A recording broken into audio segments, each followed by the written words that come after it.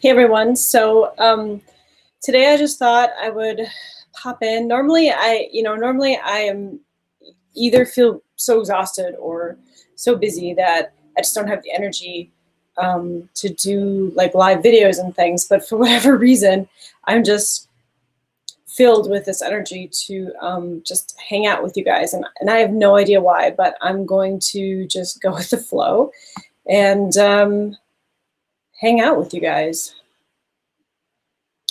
So let me just double check everything. I'm not sure, like, it looks a lot different on my screen than it does on the.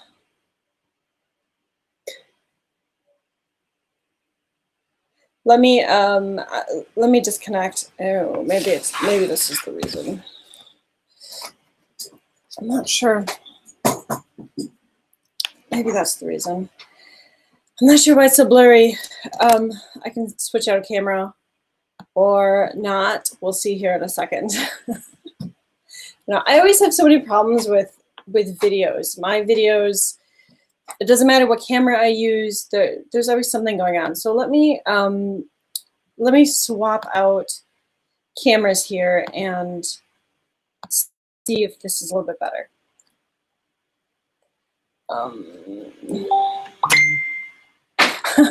Sabrina just messaged. Okay, yeah, this is a lot better. So I think.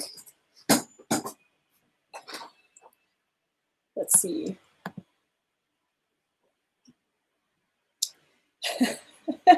Let me get the link. There it is.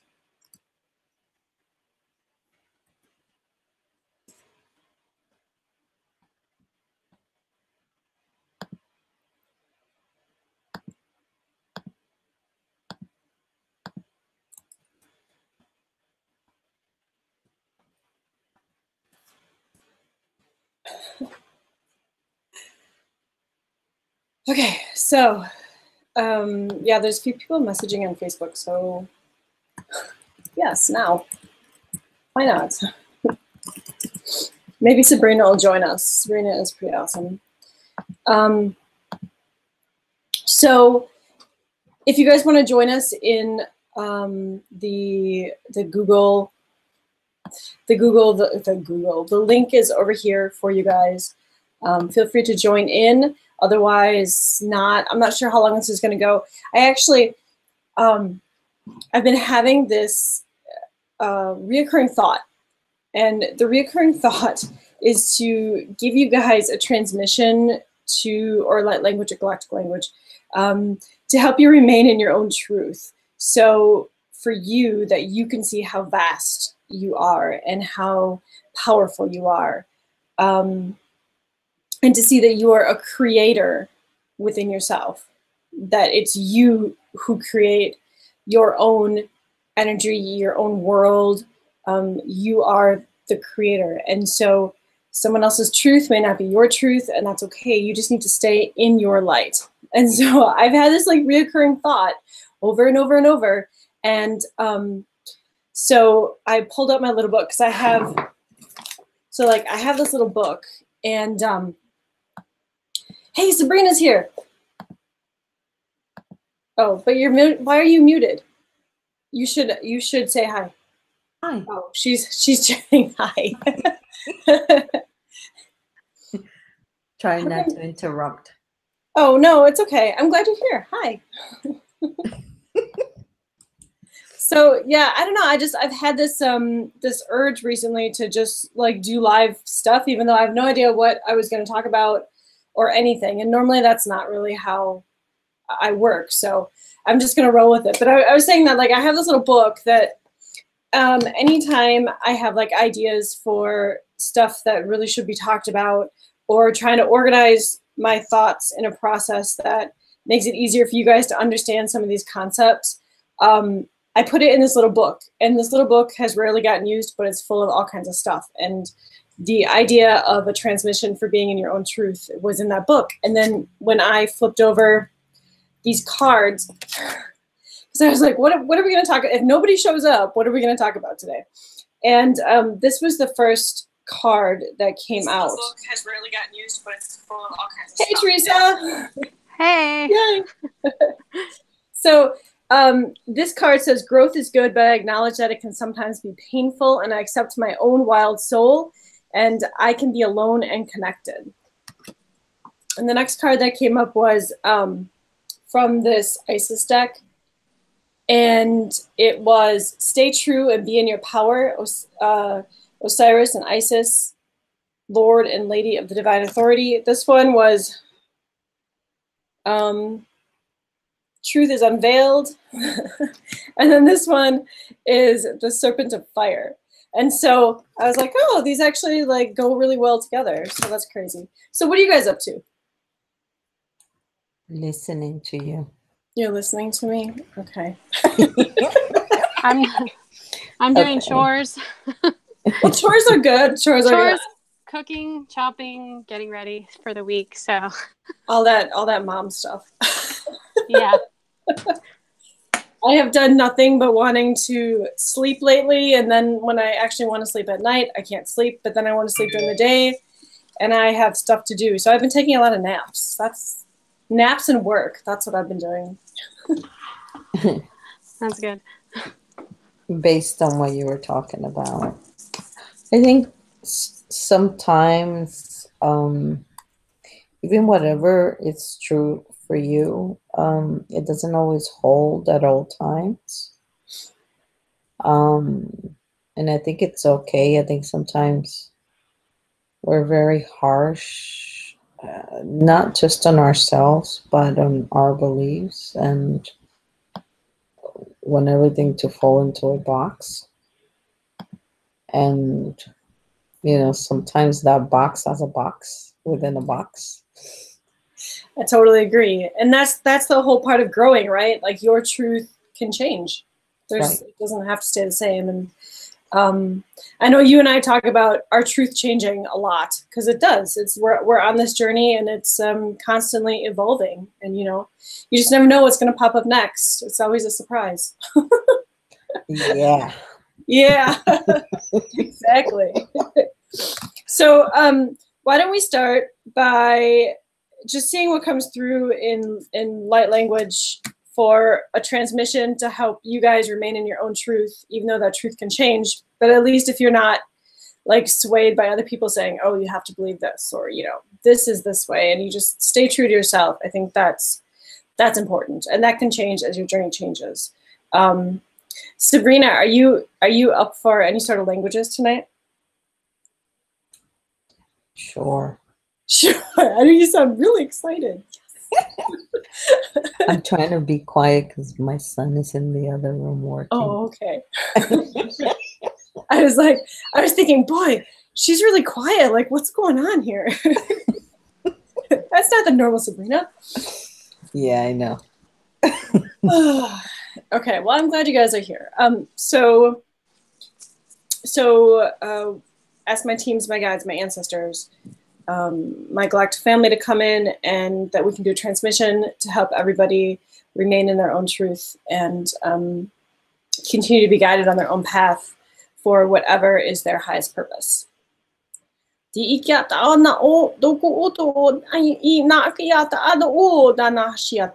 Pu'okiati ishi I na ianada ko mu'ushiati ko ola ana ti ishi I mu'utiapa ki anata hayatu u kulu'u na shiana ni imi ti amahulo na iana ti kiana shani ulu'u pu'unitiata na ama ka nioto ulolo lolo no lo ni atiano iashi I kiata ayana mahana ni shi I ayana uana kuushupu nuhutu bayanata kanashiata muutu ti anaha nashiata kayanata aya poulono niti musiana na iana molo kianata. Namaste. Do you want to do one, Sabrina? Sure, unless Teresa wants to. Teresa? I think she. I can. I'll just probably need a minute to cool down because I'm like running around the house. That's fine. Okay. So I'll go next then.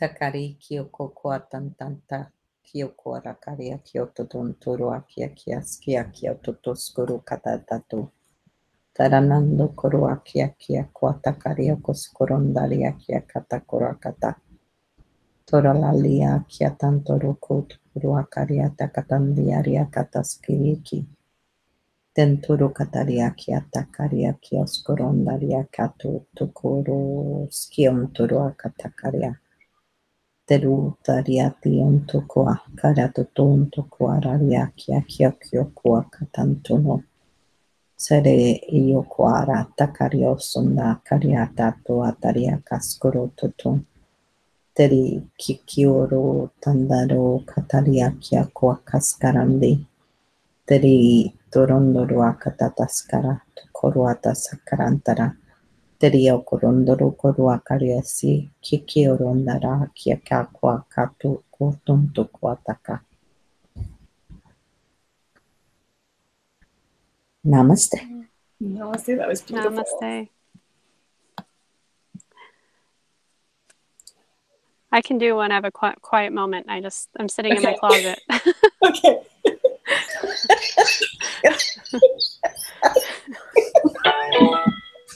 Okay. Aturashe na waka atai titirata anuala lele naina mawata ukoarata ishanawata aneki tirata inamawata anai inikiawanata anuala ishine mawata inikiarata anuala lele ana inamawa inikiarata uatara tarate anamawata kiarata shanata aturate anaina mawa aleana inamawa kai kirata anuala anaishi ni kirata ano tototoroto ina mawa anainaka alo anaina ano anaina mawa tikira ta u anai ni miala lelele naina aya ana akwata anai iata. Namaste. That was wonderful. What do you know? What, that sounds so familiar to me. Do you know what that is? I'm not 100%, but I feel like it's like the top three. There's Palladian, Syrian. There could be a little Arcturian that's thrown in there. That's what I was thinking. Arcturian. Sabrina, is that what you got too? Like a little bit of Arcturian? Or what were you? Because you're I think you're better at picking him out than I am.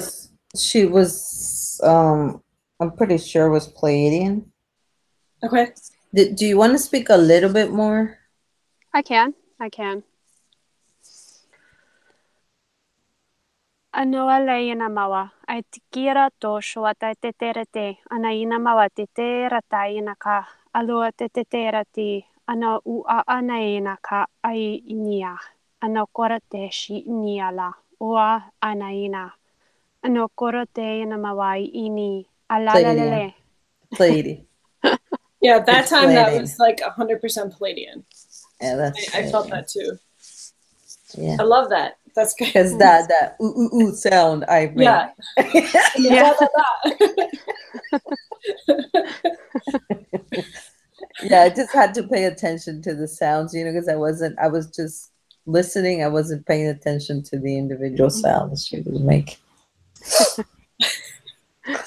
Yeah, I know the individual ooh. I picture you in your closet, like on the floor, going like ooh ah. I know. Yep. I'm staring at a bunch of shoes right now. Oh, hilarious. I know the feeling. That's hilarious. Oh, so what else do we want to talk about? I mean, you can stay on the subject. I think you can expand a little bit more on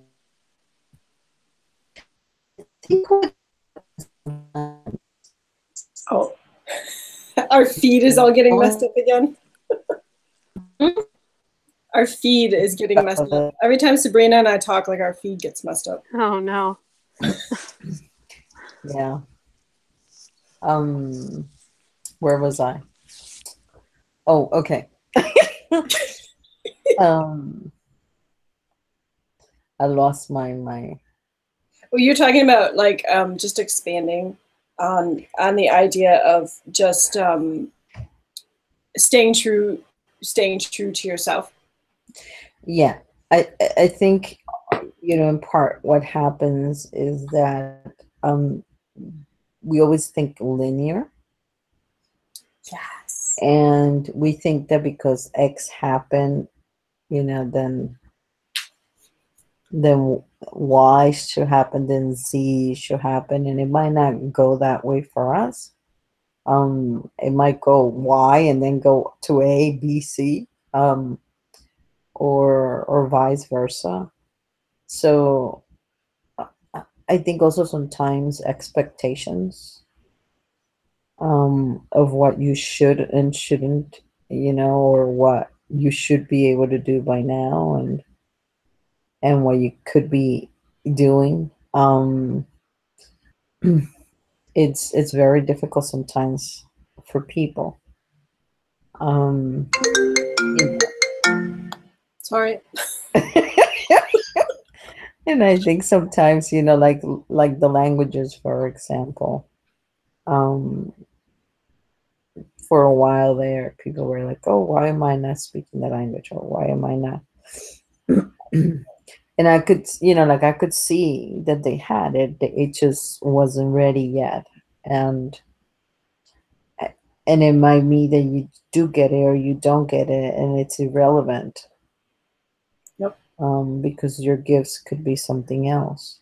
Mm-hmm. But I think it's those beliefs that we think that, I should be able to do all of these things instead of just waiting to see what happens, and what actually works for you and what actually benefits you, because even some things that are out there might not benefit you, and just because somebody else is doing it or believes in it, it doesn't necessarily mean that you are meant to integrate it or believe in it. And I mean, I think it's good to try different things and see how it works for you. And if it doesn't, it doesn't, and then just let it go. Um, but a lot of pressure, even by your own, gets put that, oh, why am I not doing this? Why am I not able to do this or X, Y, Z? Or um, so that also falls into these beliefs that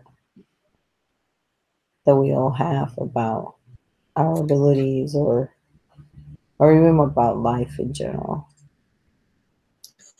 And I think when you were talking about that, that made me think of this idea too has been floating in my head, how everybody, not everybody, but a lot of people are still on linear time. So like historically, they think the past cannot be changed because the past already is. But what they don't realize is like you can go back and change the past. So it's not A, B, C, D. That's not how it works.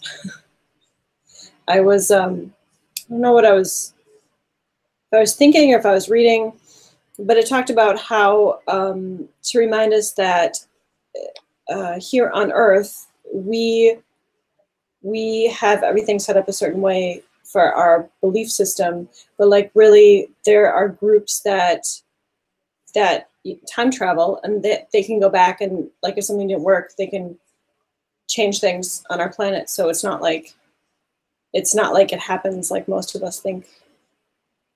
It's not. It is changeable. Nothing is solid. Yeah, I don't know where I stand on that. Yeah. But that's okay, and that's where we need to. Well, that's a good example. Right. Exactly. And believe me, I would love for that to be true. I know exactly. Okay, you're funny. You're funny. Sometimes I hear theories, right? And Yeah. I'm like, Oh, I so want that. I so want that to be true, but my brain is not accepting it. But I want it to be true. Please be true. Oh my God. Yeah, I forget what it was that I was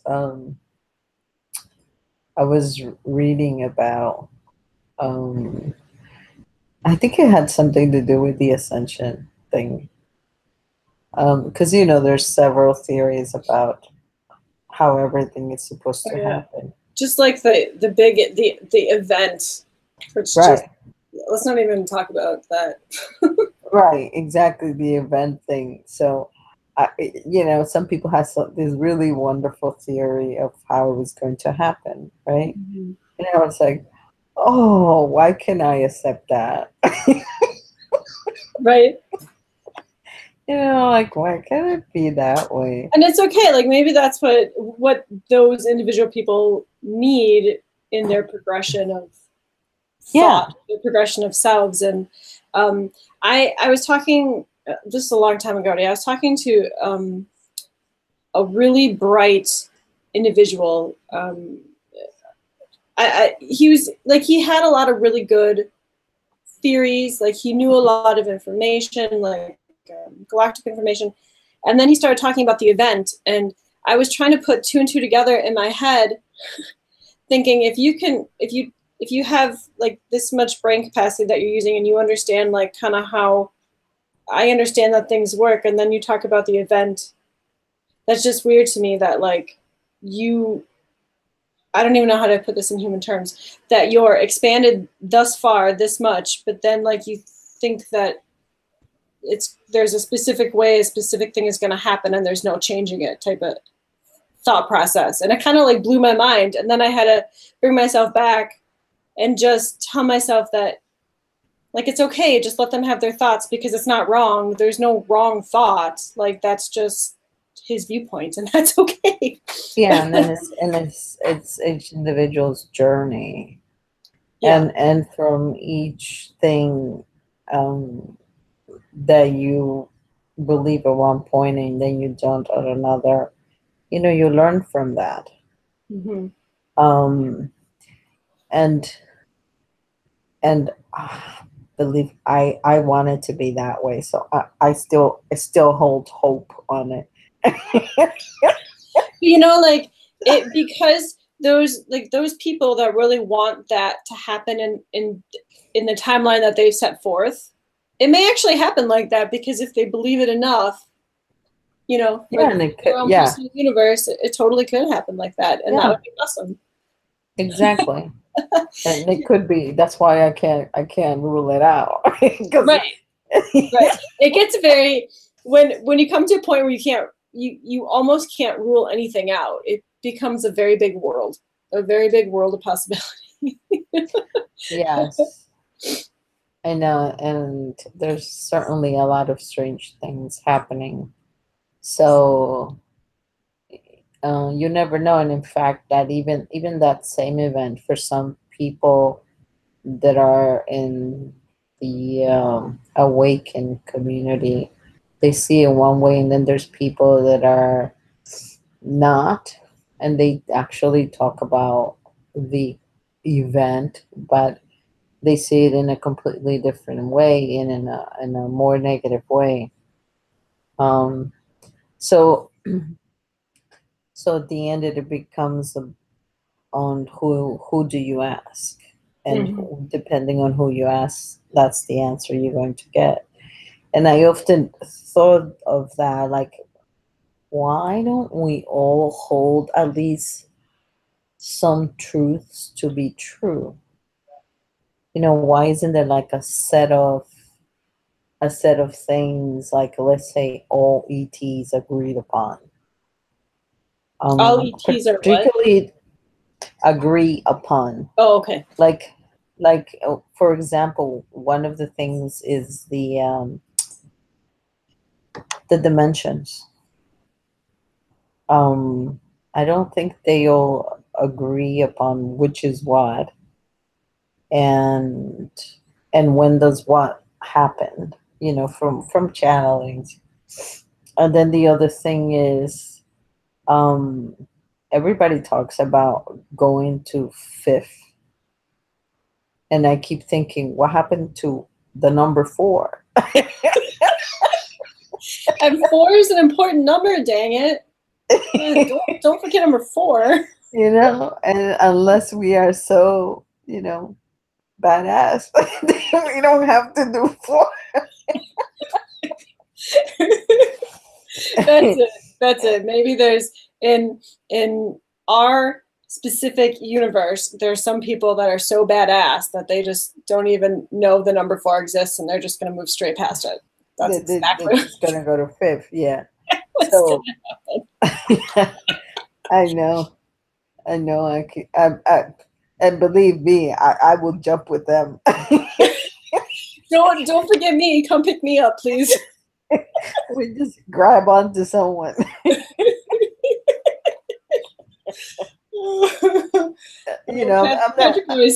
Patrick always says that about my ship. He's like, if they would ever come pick you up, can you like not forget me? Can you grab me? And I'm like, of course, I'll just grab you. It'll all work out. It'll be fine.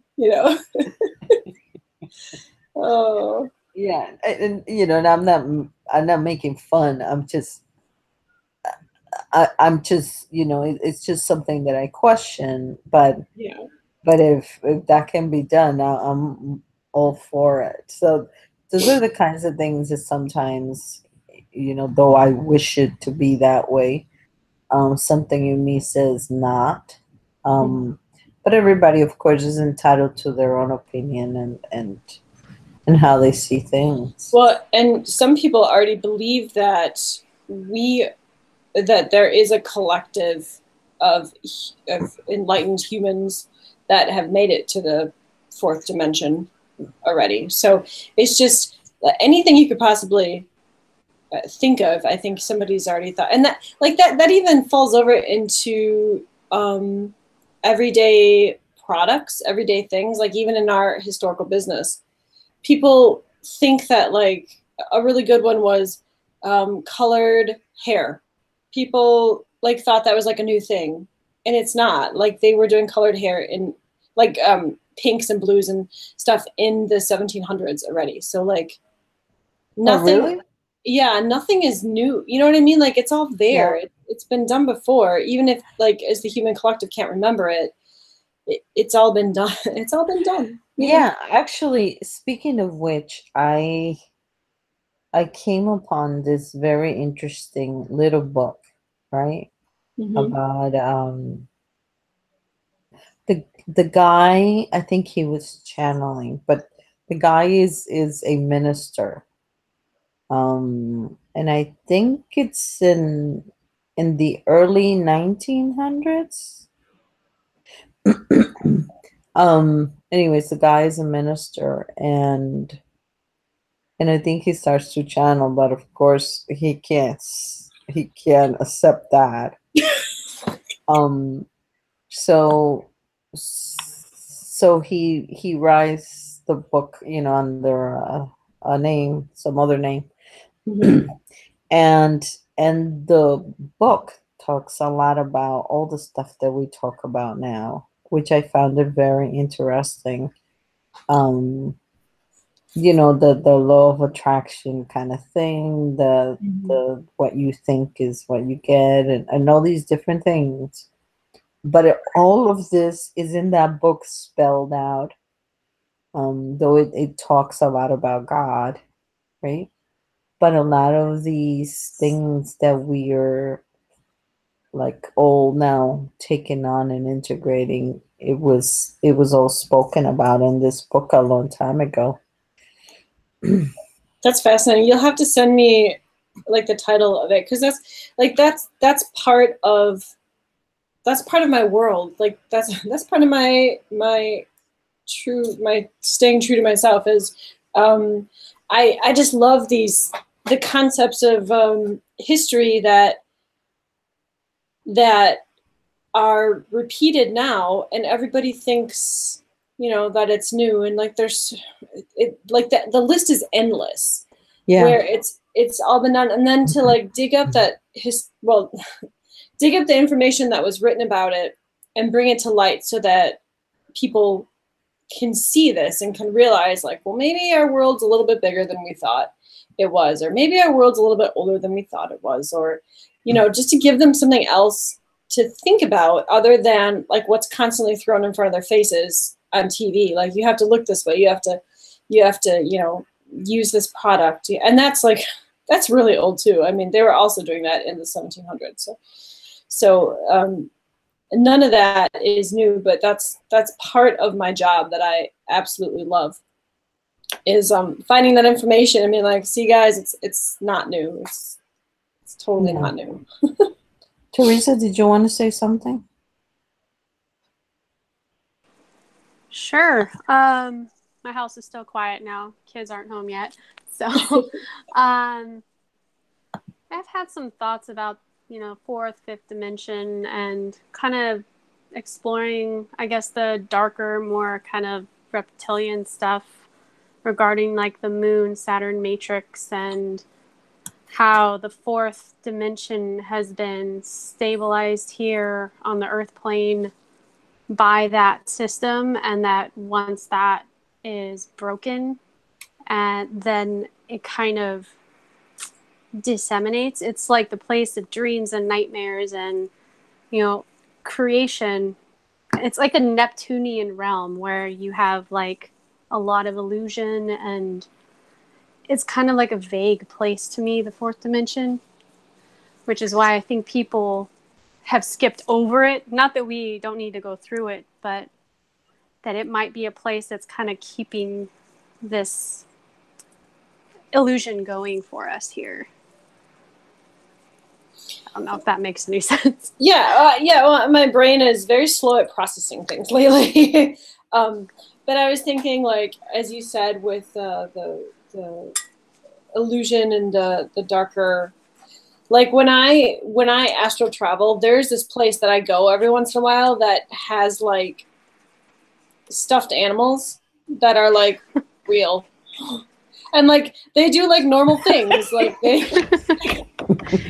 have stuffed animal families, and like, you know, they maybe you could have like a stuffed animal bunny like marrying a stuffed animal bear, but like everybody's all happy over there.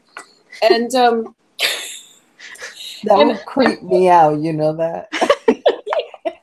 For whatever reason, while you were talking about that popped into my head, and I haven't been there in a very long time. I've been like astraling more, to say more realistic is probably not the term, but like more realistic than like stuffed animal universe. But I never thought that place actually existed until years ago. I had a friend of mine who said, "You're never going to guess like where I was last night. I was in this universe where they had stuffed animals that were actually like real, and they were just like living their normal life." And I was like, "Holy crap! Like maybe this is a real place. I don't know. I've been there too." So and I have no idea why that popped up while you were talking about that, but maybe that's in the fourth dimension. It probably is.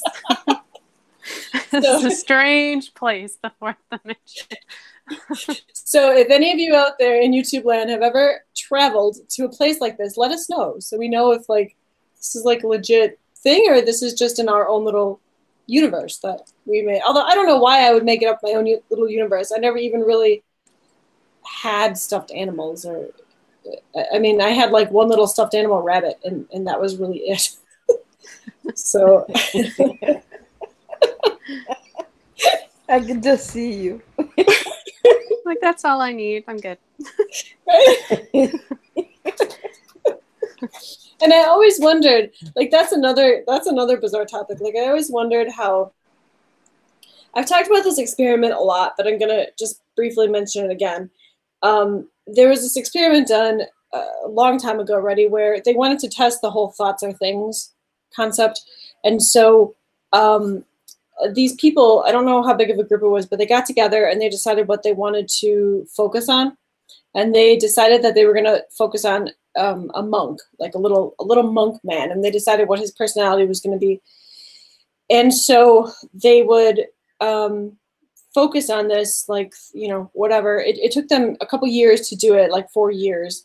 And they finally started seeing a shadow of this little thing, this little person that they thought of. And then soon the shadow became a little more visible, and all of a sudden, like if they were in a crowd of people, they would see like this little monk man in this crowd of people. But what happened was they realized that even though they built him out of their thoughts, like thoughts become things, so he became a physical thing, that he brought on his own personality. He came with his own personality, and they couldn't like control him. And I don't know, I should really actually look that up and reread that. I don't know if that's like a free will thing or however it worked out, but then they realized that he was destructive, so they had to like pull him back into their thoughts, and it took like 30 some year experiment. It was like just a ridiculous experiment, but I guess this is like a legit thing. And so I always wonder like how stuffed animals, how that all works, like with kids who love their stuffed animals so much. Like has anybody ever thought about that? What do you mean? Like, what is the Like question? because they talk to their stuffed animals, and to the children, a lot of the children, their stuffed animal isn't just like something filled with, stuff. Like it's real to them. Yeah. So I always wondered like if my little rabbit was like living in that little, like if that was the universe where all the stuffed animals go to live, or something weird like that. I always wondered. I don't know. Do you have thoughts on that? I think it's definitely a possibility if there's enough belief in anything that it will exist in some universe or reality. Yeah, So, I do too. I can't believe we're talking about like universes of stuffed animals. Whatever. Okay. No comment. I plead the fifth. That's fine. No, but you know what? All kidding aside,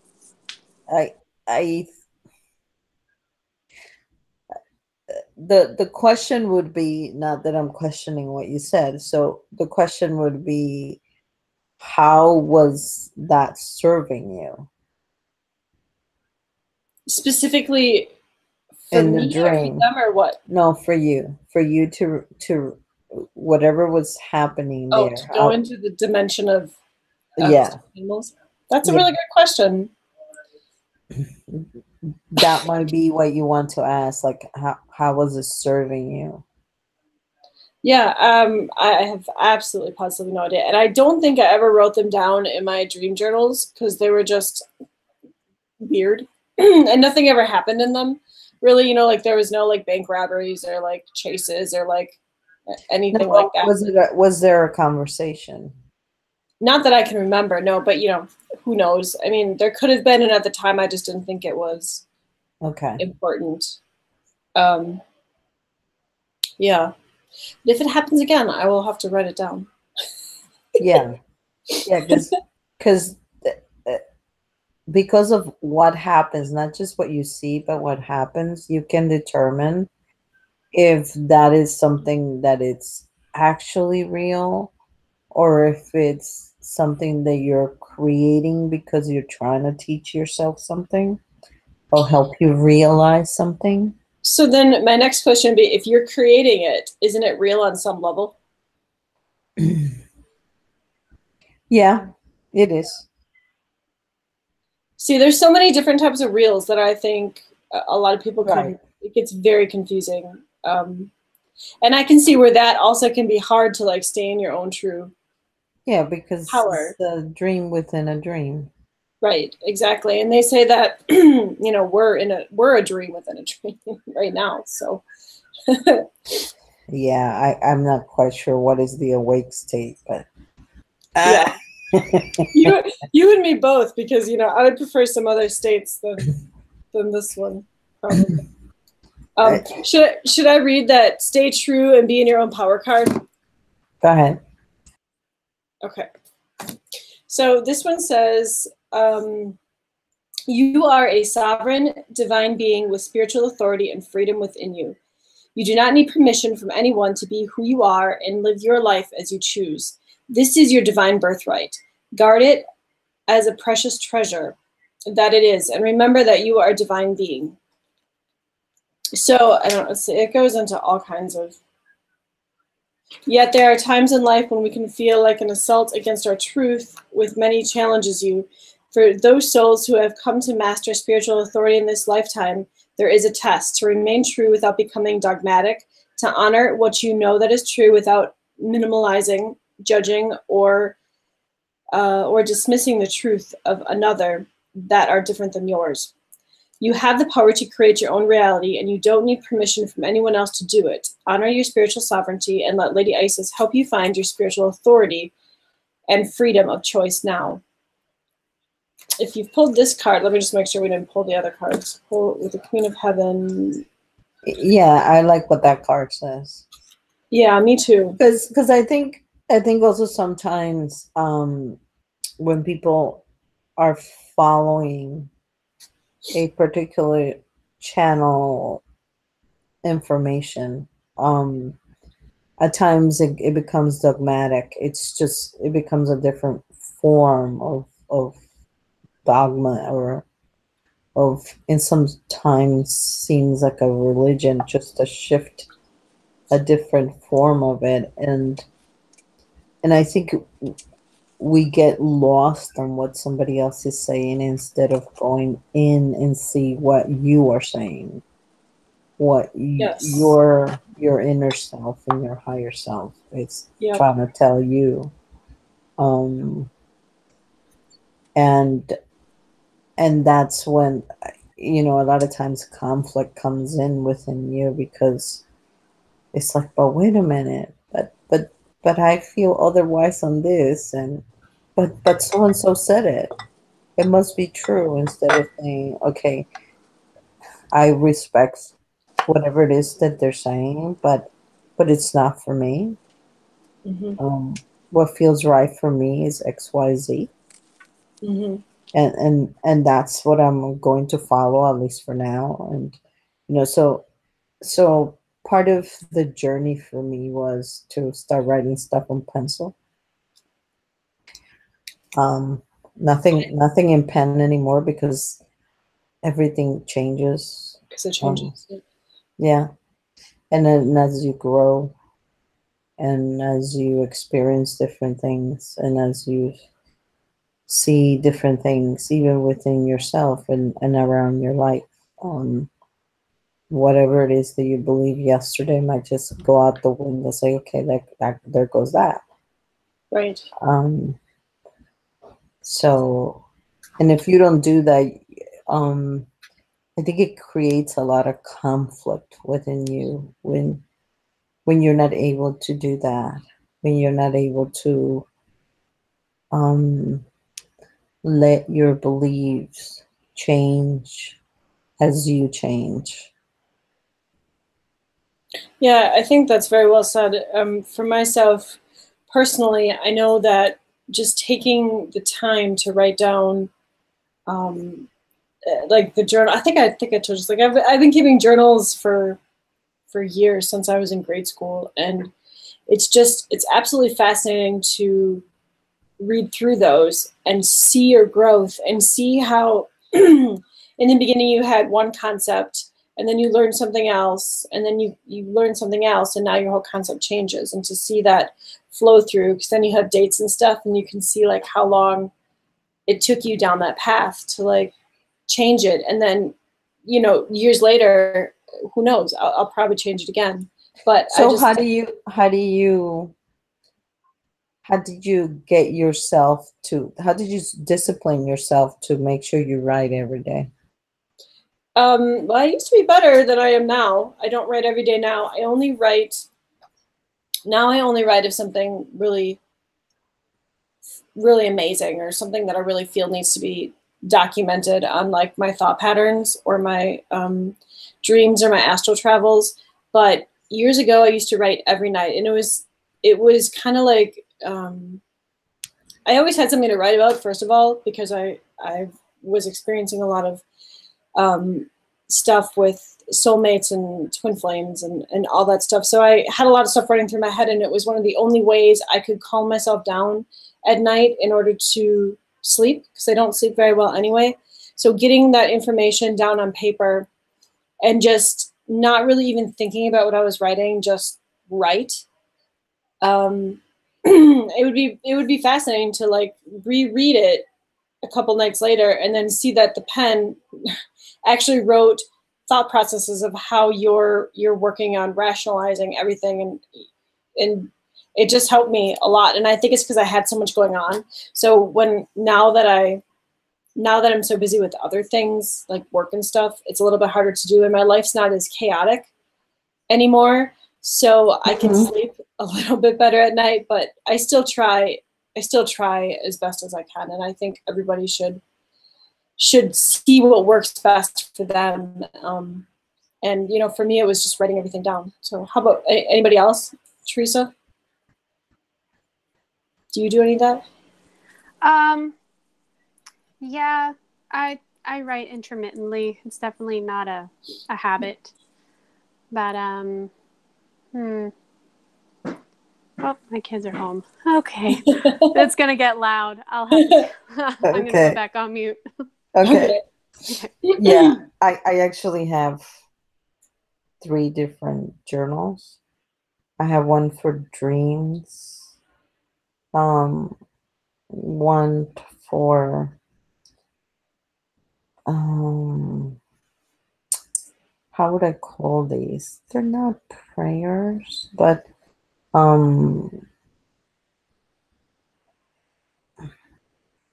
sort of like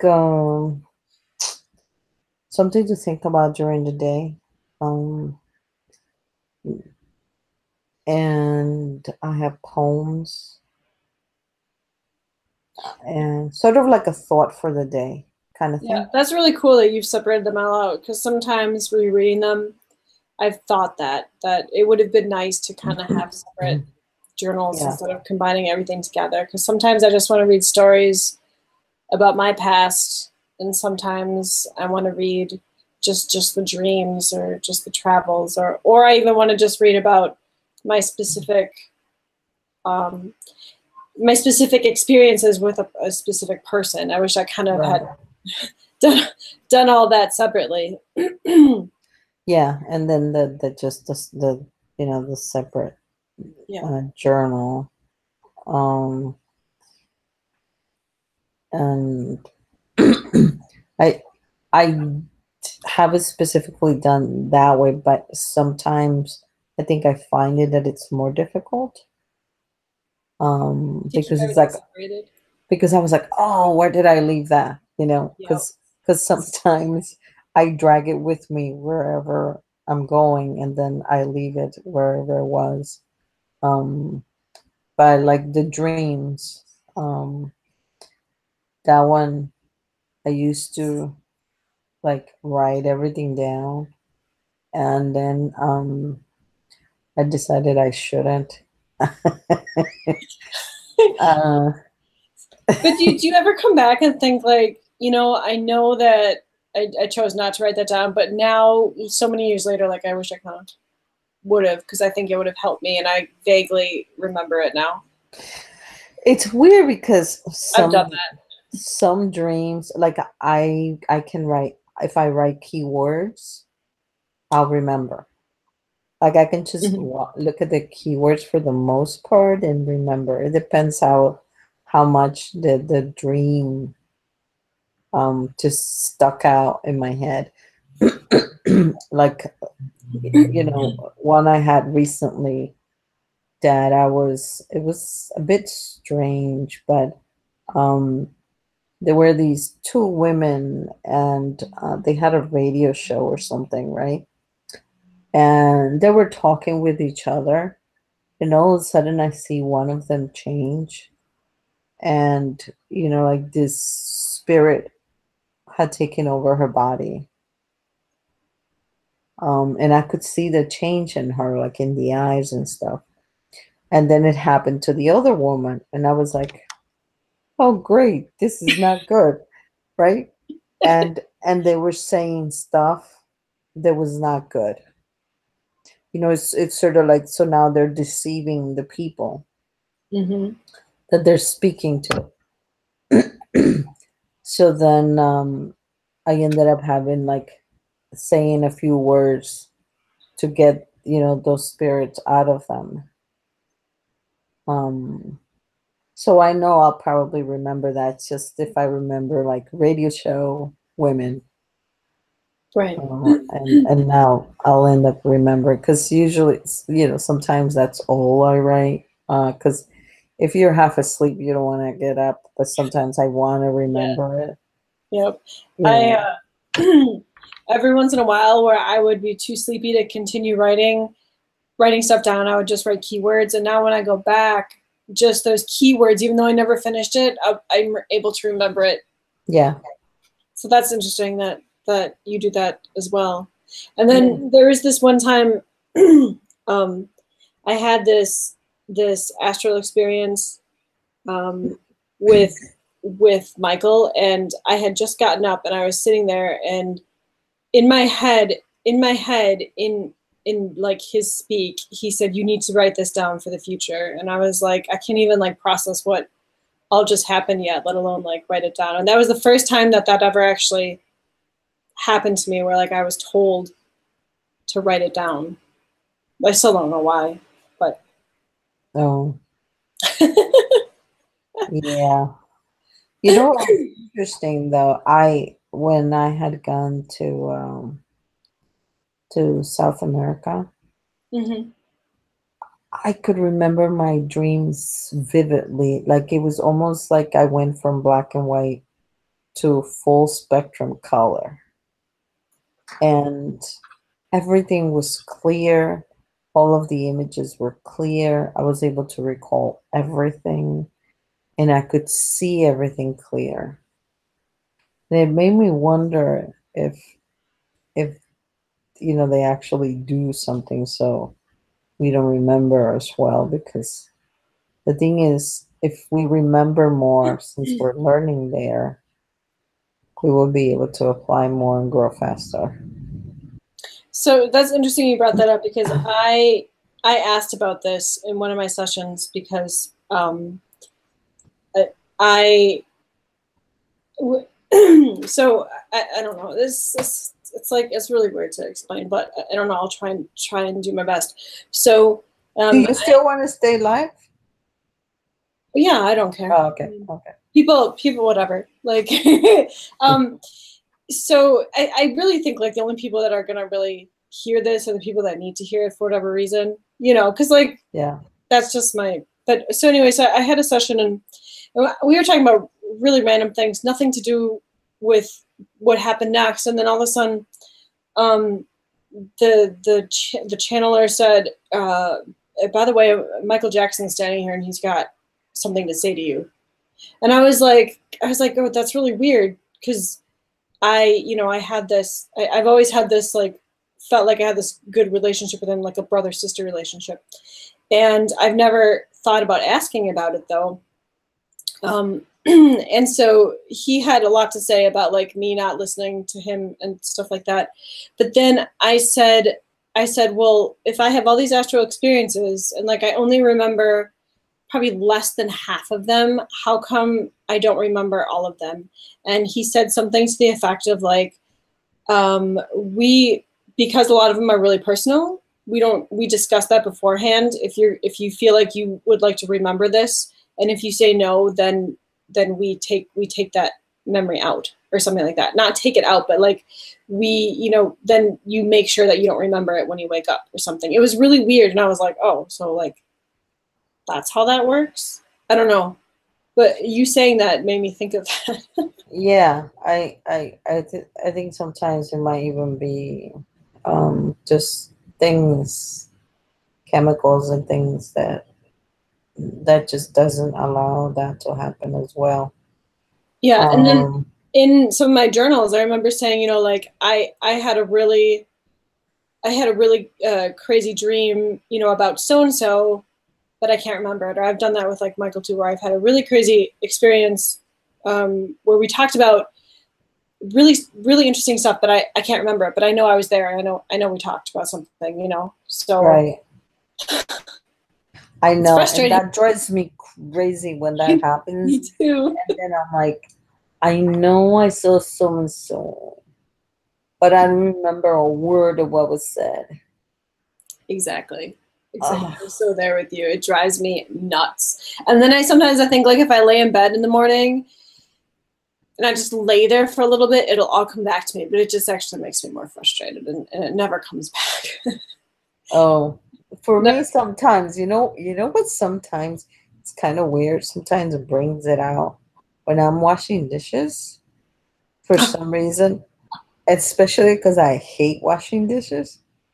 Um, so I think it's an odd time, but a lot of times things pop in for me when I'm washing dishes. But I think that's like one of those things where you're on auto and then you can go into like a meditative Yeah. type state, and so you can access things. That happens to me a lot when I'm making, like when I'm in the apothecary lab making stuff.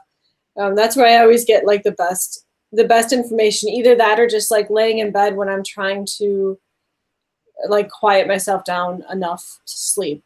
Those are usually the 2 times plus like dream time. Yes, it's the wax on, wax off moment.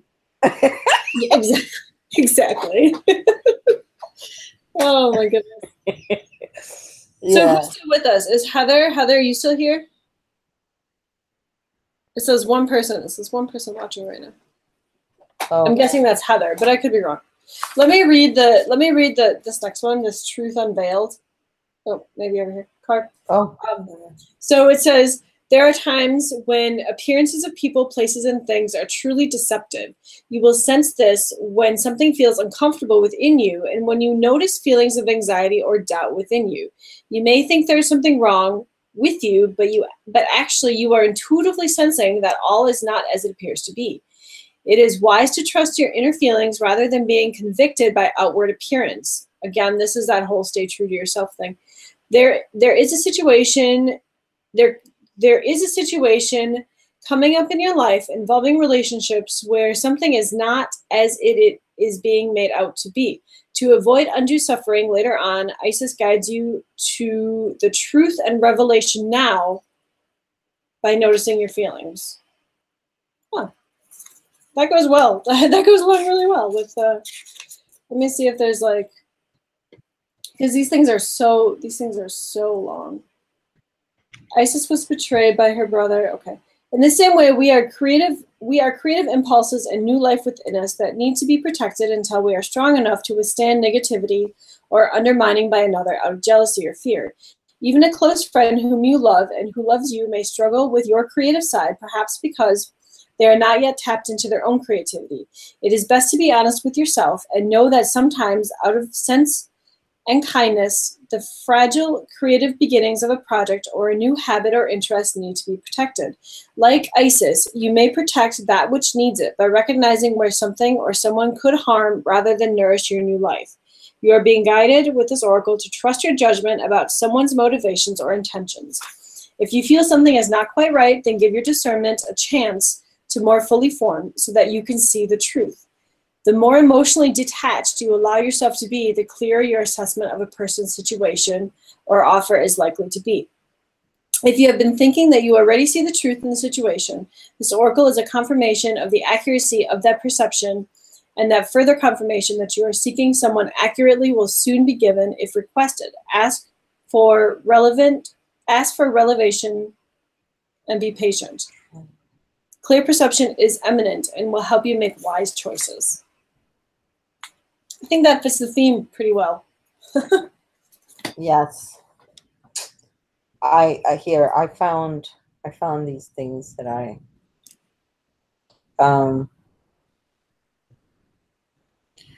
okay, here's this one. Okay. Today I will forsake my pain and my sorrows. I will rise above them and observe them. I will allow the body to feel what it's to feel without identifying myself with it. I will move forward in a way that brings me peace and know that this too shall pass. That's perfect. Is that something from your? Some of the things that I write. And that's so true. And like, I mean, I think that even kind of flows into the whole Lionsgate energies where everybody is I don't know, people are just acting really weird with this, with all the influx of new energies and stuff happening, and to be able to detach yourself from things, to be able to view it differently and to get an accurate view, or be in touch with your feelings to know if it resonates with you or, you know, if it doesn't. I think that's really important. Yeah, I think sometimes, you know, this goes into a completely different subject, is that, you know, being positive doesn't mean forsaking your feelings, forsaking whatever it is, whatever emotional state that you're finding yourself in is. You have to walk through it, because that is the fire, that, you know, through that fire is where the phoenix comes through. Oh, and that is exactly what that first card was talking about. Growth is good, but I acknowledge that it can sometimes be painful. I accept my own wild soul, and I can be alone and connected. I think that goes with it. And actually, that's really funny that you were talking about fire, because the last card that was pulled was the Serpent of Fire. It says, Isis, priestess of the Serpent Sisterhood and queen of the Serpent of Fire, guides you through transformation now as your energy field grows stronger. The old energies are burned away and the process of your growth, and the old energies are burned away in the process of your growth. Trust that you are growing and are more capable than you have been previously. Do not assess your current ability based on past standards, as they no longer apply to you. You are stronger and more powerful now than you have been before. You need to learn afresh on what you are capable of, and Isis helps you now. When you grow stronger, your words, thoughts, actions, and intentions gather potency. More so than before, your responsibility for what you put out into the world grows too. In the same way that a drop of water causes less movement than a tsunami, your emotions and words will have a bigger effect because of the energy behind them. Your Serpent of Fire is awakening. Isis can help you manage this process so that you can put out into the world.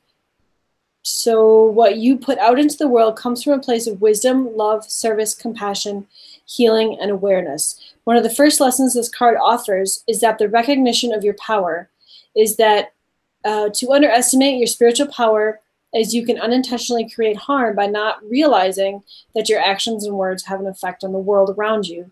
And the effect of those actions and words come back to you multiplied. The Serpent of Fire calls you to become aware of your power by having an open and curious awareness and noticing with detachment and clear perception the signs of confirmation that you do have an effect upon your surroundings, and then manage your power with great wisdom. That's pretty synchronistic, wouldn't you say? Yeah. And then that goes to the theme of the Lionsgate, because when we were talking about the previous videos, the theme was fire and water, and was the whole idea of like you're with these new incoming energies, they're having you kind of look at who you are, where you've been, where you're going, how your process or thoughts have changed to become this better new you, and to just go with it, to not really think too much into it, but just go with what your own truth inside is. So it's kind of nice. It all fits. Heather from the chat says she's not been able to remember anything. Nada. Probably, you know, the thing to do is, the best way to remember that I have found is, even if all I remember is I was sitting on this chair, so I just write it down. I was sitting on this chair. and with time, the more you write, the more you are able to recall, but you have to make it a point to do it. I would agree with that. Yeah. Wholeheartedly. That's just, you know, even if you just said, you know, I was sitting, having a conversation with someone, and if you just remember in general, it was about a dog, right? And so then that's what you write. And then with time, you'll be able to remember more and more details. I mean, there's times where like last night's dream. I remember every single little thing that happened in all the conversation, even the songs that because I was talking to this guy. He was listening to these two different songs, and I still remember how the songs went. I was in Israel somewhere, Oh, wow. and That would be fascinating if you started a recording. What do you call that? Like a recording journal where you record those songs that you heard. yeah, you know what it used to happen before? I used to start singing songs that I had never heard, That's and that awesome. was weird. Was it? But was it in English or was it in like light language? Or No, different languages? both, Both. both. Some of them, but it's usually just like the chorus of the song, you Mm-hmm. know, like, you know, and I would just go around singing it in my languages also. And then I was like, oh my God, that sounds like a good song. Like, dang, I should have recorded it. Yeah, what the heck? Could be making money off of it. No, but really, so I would remember songs, and depending on what is going on, of course, the more dramatic, the more likely I am to remember. But I think you know, the more you write, the better it is if you want to remember. So a good example of this, writing stuff down. Let me see if I can like put my thoughts in. So when I started my journals in grade school, they were pretty up to date, like dates and everything kind of matched up. And then when I met my twin, something happened with the dates where I would date the journal the day, the physical day it was, except when I would write things down, I would say, well, we have known each other, you know, like on this timeline in this life for whatever. I would constantly add 5 more years to that. And I never understood the differentiation between the two, or why I had this blank space of like I thought maybe at first I didn't keep my dates correct.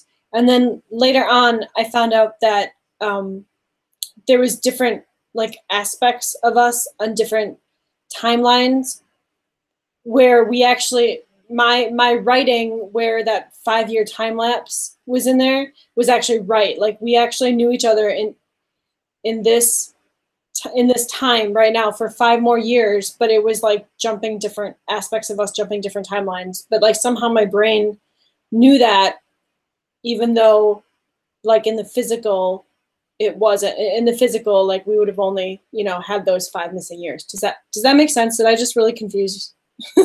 You're kind of confused. Yeah, but I sort of get what you were saying. Yeah. So like had I not kept those journals, I would have had no idea of our other portions of us time jumping to do like various missions, and then we jump back. So we jump out to do various missions, and then we jump back in, and nobody knows there's no time missing. Like nobody Right. knows. Right.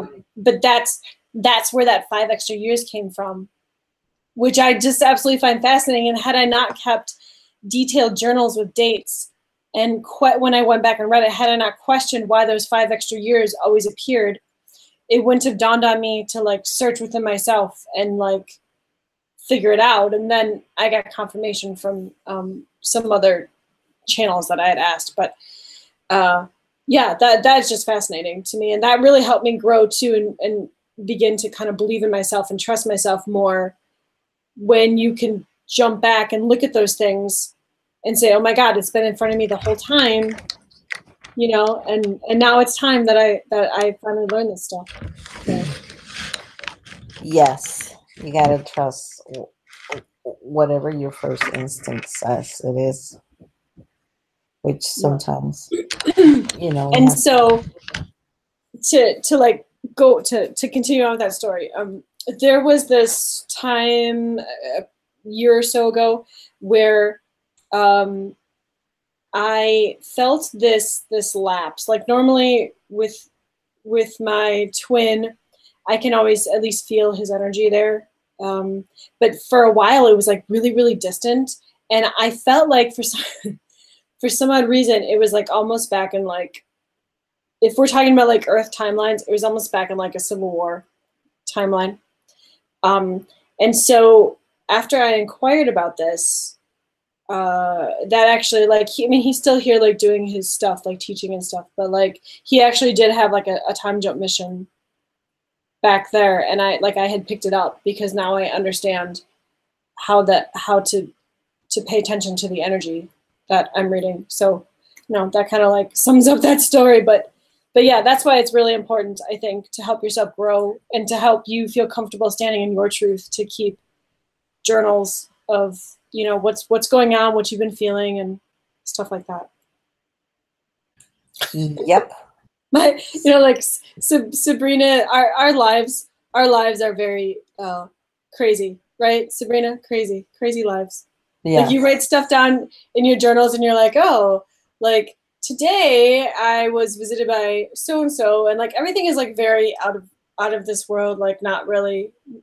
I don't know. It's very hard to explain.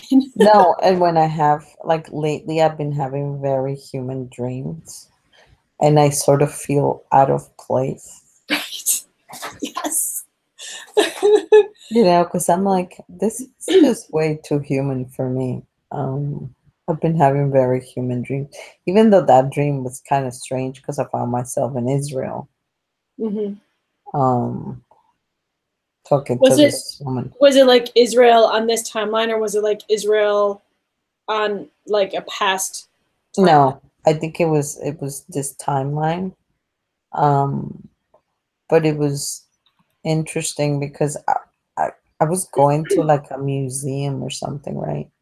Mm-hmm. And I was taking this taxi, and the driver was a woman, right? And then I said, "Oh my God, I forgot to take more money for the taxi back," right?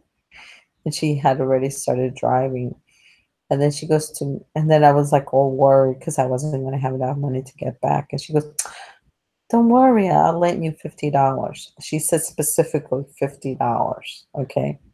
Yeah. So then she goes, "Actually, that area where you're going is really not that safe. So even I wouldn't sit around there." So then we just started talking. And then she introduced me. We got out of the car. She introduced me to this other guy. And the guy was listening to music and said, "Oh, what are you listening to?"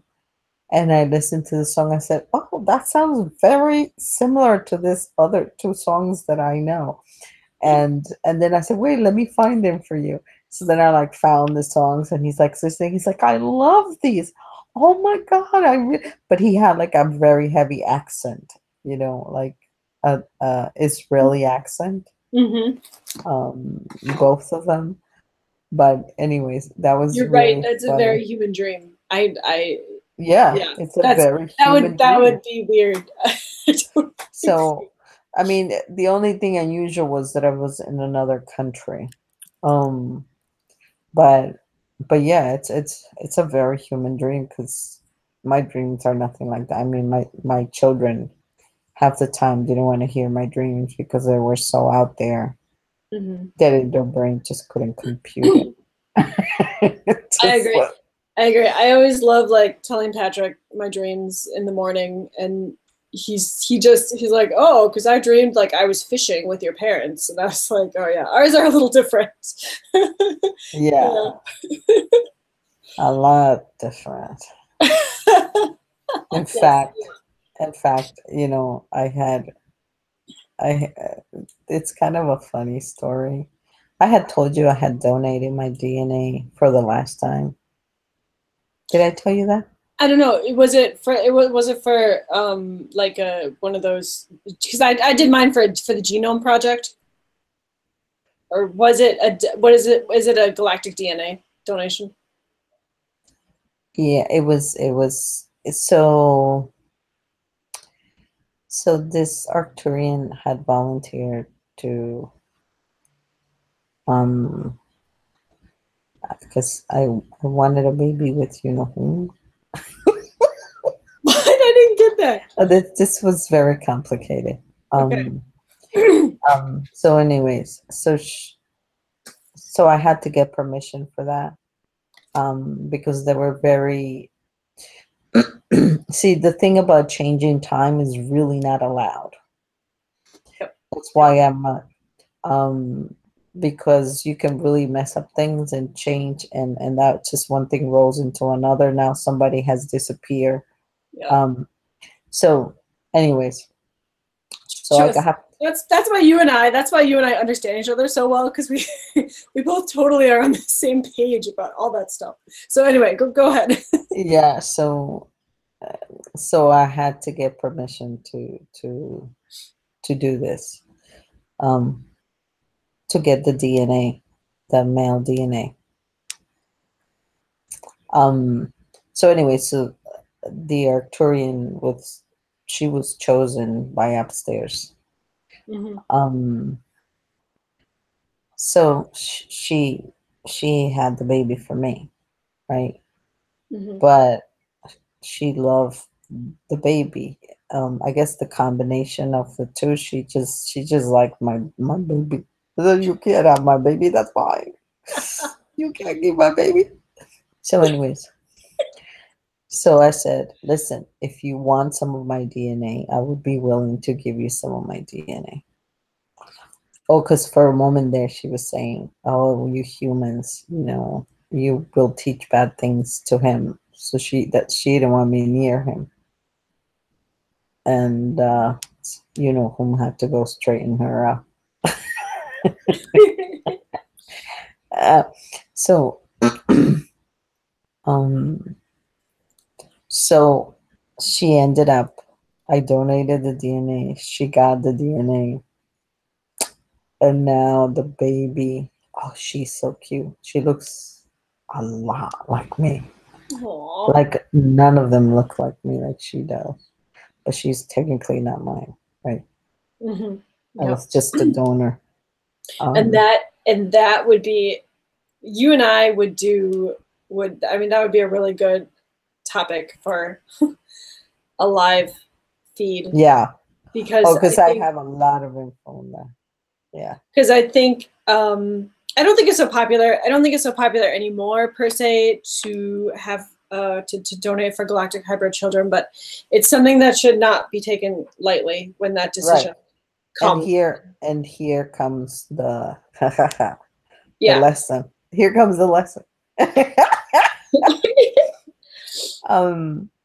So today I was having a conversation, and because I had seen the baby cries a lot. Mm-hmm. A lot. And she only comes down when I hold her. That's the only thing. Yeah, I missed it. You have to say. She only calms down when I hold her. So she'll just keep on crying, and it's driving the Arcturian crazy. I think we did talk about this. I remember that now. Yeah, but but that was a while ago. So she still hasn't really calmed down? No, it's gotten worse. Because it was many, many months ago that we talked about. No. This one was just born. Oh, another one. Yeah, no, this one. Okay. That months ago, that might have been Gabby. That was a different one. Yeah, that was Gabby actually. Aw. So how is Gabby doing now? He's great. Good. He's good. He's my favorite, but don't tell anyone. Don't say that. I didn't hear that. Oh, he's such a spoiled brat. Oh my god. For a while, I was really connected to. I have two. For a while, I was really connected, but I really haven't had any pings lately, or anything. But I should check in. Now you want me to like check in on them. Now you, with what you've said, makes me want to check in on them and see how things are. Oh, yeah, no, I all the time. And when I don't, Gabby comes and gets me. It's like, Mom, Mom, Mom, Mom, what are we doing tonight? Mom, Mom. It's funny. So what? So okay. So for those so the Arcturian who are like tuning in, that's like, what are we doing tonight in Astral type of thing. Not like, yeah, that's what he does. Yeah, not like going to a movie and like Human World. That's like no. He likes exciting stuff. Anyway, so I didn't finish the story. So to make a long story short, the Arcturian wants to give me the baby. Really? Yeah, she's so desperate. I think. What do you think about that? Said no. He said no because I warned her. I told her specifically. I warned her. Mm-hmm. Now she has to live with it. I said, no, but I can't let the baby cry. Can't let the baby cry. And if I'm going to be taking care of her, I might as well take her. So you have to like switch off. Like when you're in Astral, you have to do all the holding and stuff. And then like when you have to wake up and be in Human World, then you're like, oh, sorry, I'll see you in my like 10 hours. I spend a lot of time there, actually, with all the kids. I used to visit every night, but I don't anymore. Probably should. No, with Gabby, it was always an adventure because he was always looking for trouble. Oh my God, he was like one of those human kids that trouble just follows them. Well, it didn't follow him, and he would look for it. And he just like, it would drive me, half the time I was like, he went one time, we were going to the beach, right? Because I said, okay, we're going to go to what would be the beach there, right? So we were walking on this pathway, right? But there was like this scum, this water, right? And there were these creatures. I guess the closest thing is this like crocodile kind of thing. Well, he jumped in there, but I didn't see him jump in there. So then for an hour, I'm looking for him, and we're all looking for where the heck is he, and we can't find him. He comes out of that water, and I can still smell how he smelled because he stunk. And I go, where did you go? He goes, I was just in there. And I go, what do you mean you were just in there? And then I go get in that water over there. Wash yourself. And this is the kind of things that he used to do. Sometimes like I would wake up, I would want to laugh, and sometimes I would be like so exhausted because he would always look for something. Sometimes they would just find him, but most of the time he would look for it. And it was crazy, like half the time. So I had to do like exciting things with him because he would get bored. So does he remind you of yourself then? Because I never thought of it that way, but I guess so. Yeah, because that's what I was thinking. Yeah, because I used to climb trees, climb to the top of the roof of my house. Like I would go like on my bike and with my cousins, my male cousins, and we would like go far, and yeah. I didn't like doing like all girly stuff. So mine are one of mine is like the cutest little like reptilian girl that you could like think of, like the cutest little face. She even has like two little bows. the last time I got a picture that I drew of her was like two little bows up in like her hair, because she has like some hair, which is kind of weird because like normally. And then the other one is like a very, like when you think of like like ancient Egypt type of that elongated head a little bit, but like everything is bald, and it's a very like a very whitish tan. I don't know if that makes sense. Like face with like the elongated, like a Mr. Clean man with like little elongated back of the head, and he's really sweet. Where like the little girl is like what you described. Like she's really adventurous and always like doing stuff and getting in trouble and blah blah blah. So Yeah. No, he was, and the thing is that he's very smart, so he gets bored. So one time, I went over there and I see him and I'm like, "What are you doing?" And then he goes, "I'm just gonna fly." He was still very young. Okay. He goes, "I'm just gonna fly this plane." It was a UFO, obviously. And then I go, "You don't know how to fly this thing." He goes, "Yes, I do. You do this and you do that." I'm just not going to say it. You do this, and then I go, "And what about backwards? You don't know how to do that." He goes, "Yes, I do. You do this and you do that." I was like, "Well, you're not doing it." He's supposed to be at school, and instead of being at school, he had left school and was inside this thing. He's like, "Mom, on Earth, you guys call this unschooling. I mean, seriously." so he, so he likes it. So I have to like take him like to interesting places on Earth, to keep him out of trouble. Now he's older, so he has other interests. But yeah, and then Raphael, he's not like, as, even though he's like, "Mom, we haven't gone anywhere in a long time. Like we're just here all the time." So, because we would go with Gabby on adventures, and I'm like, "Oh God, not another one." Because then I have to dream up stuff. I have to come up with like going to the mountains or the beach or something where, yeah, I know. Yeah, and my, what's funny? My human kids, I think, acted more ET than my ET kids.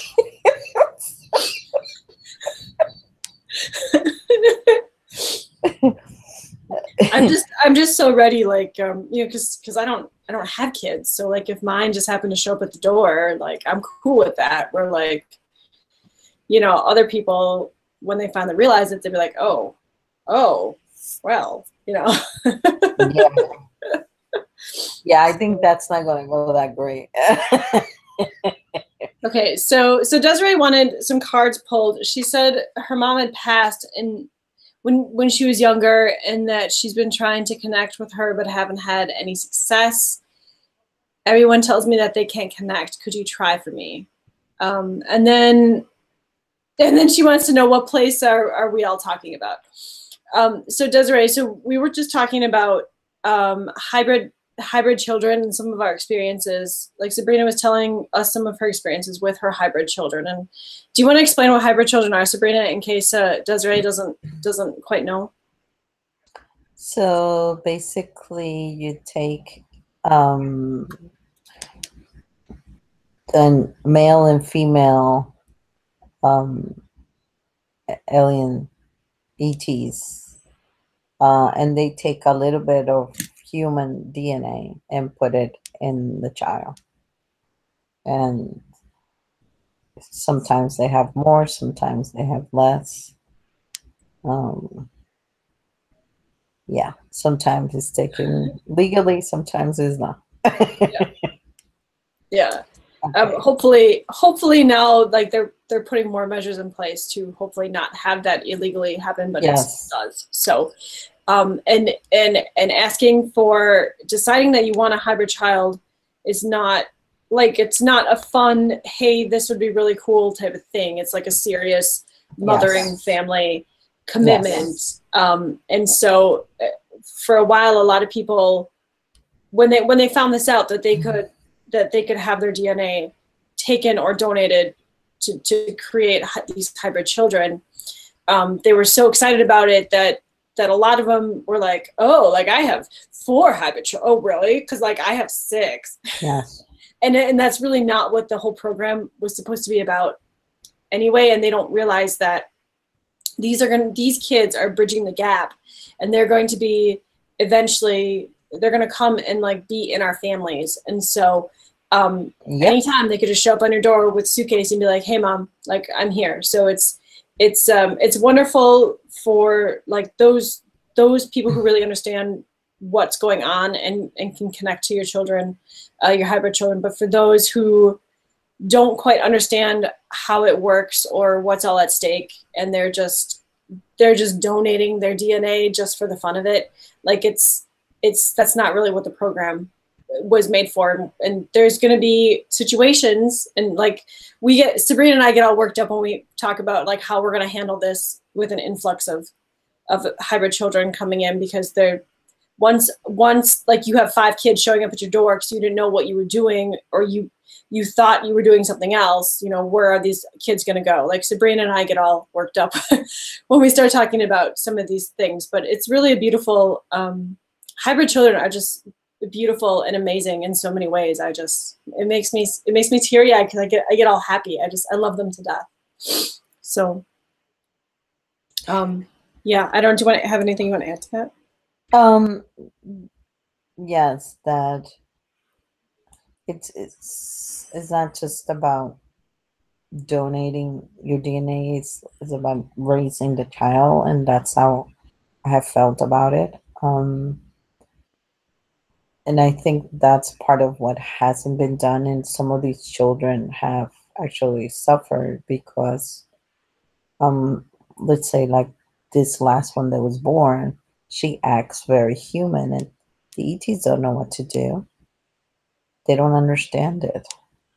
Right, and exactly. And we are very different. So the children suffer because now the person that donated the DNA, didn't say, I will check and I will see that this child is okay.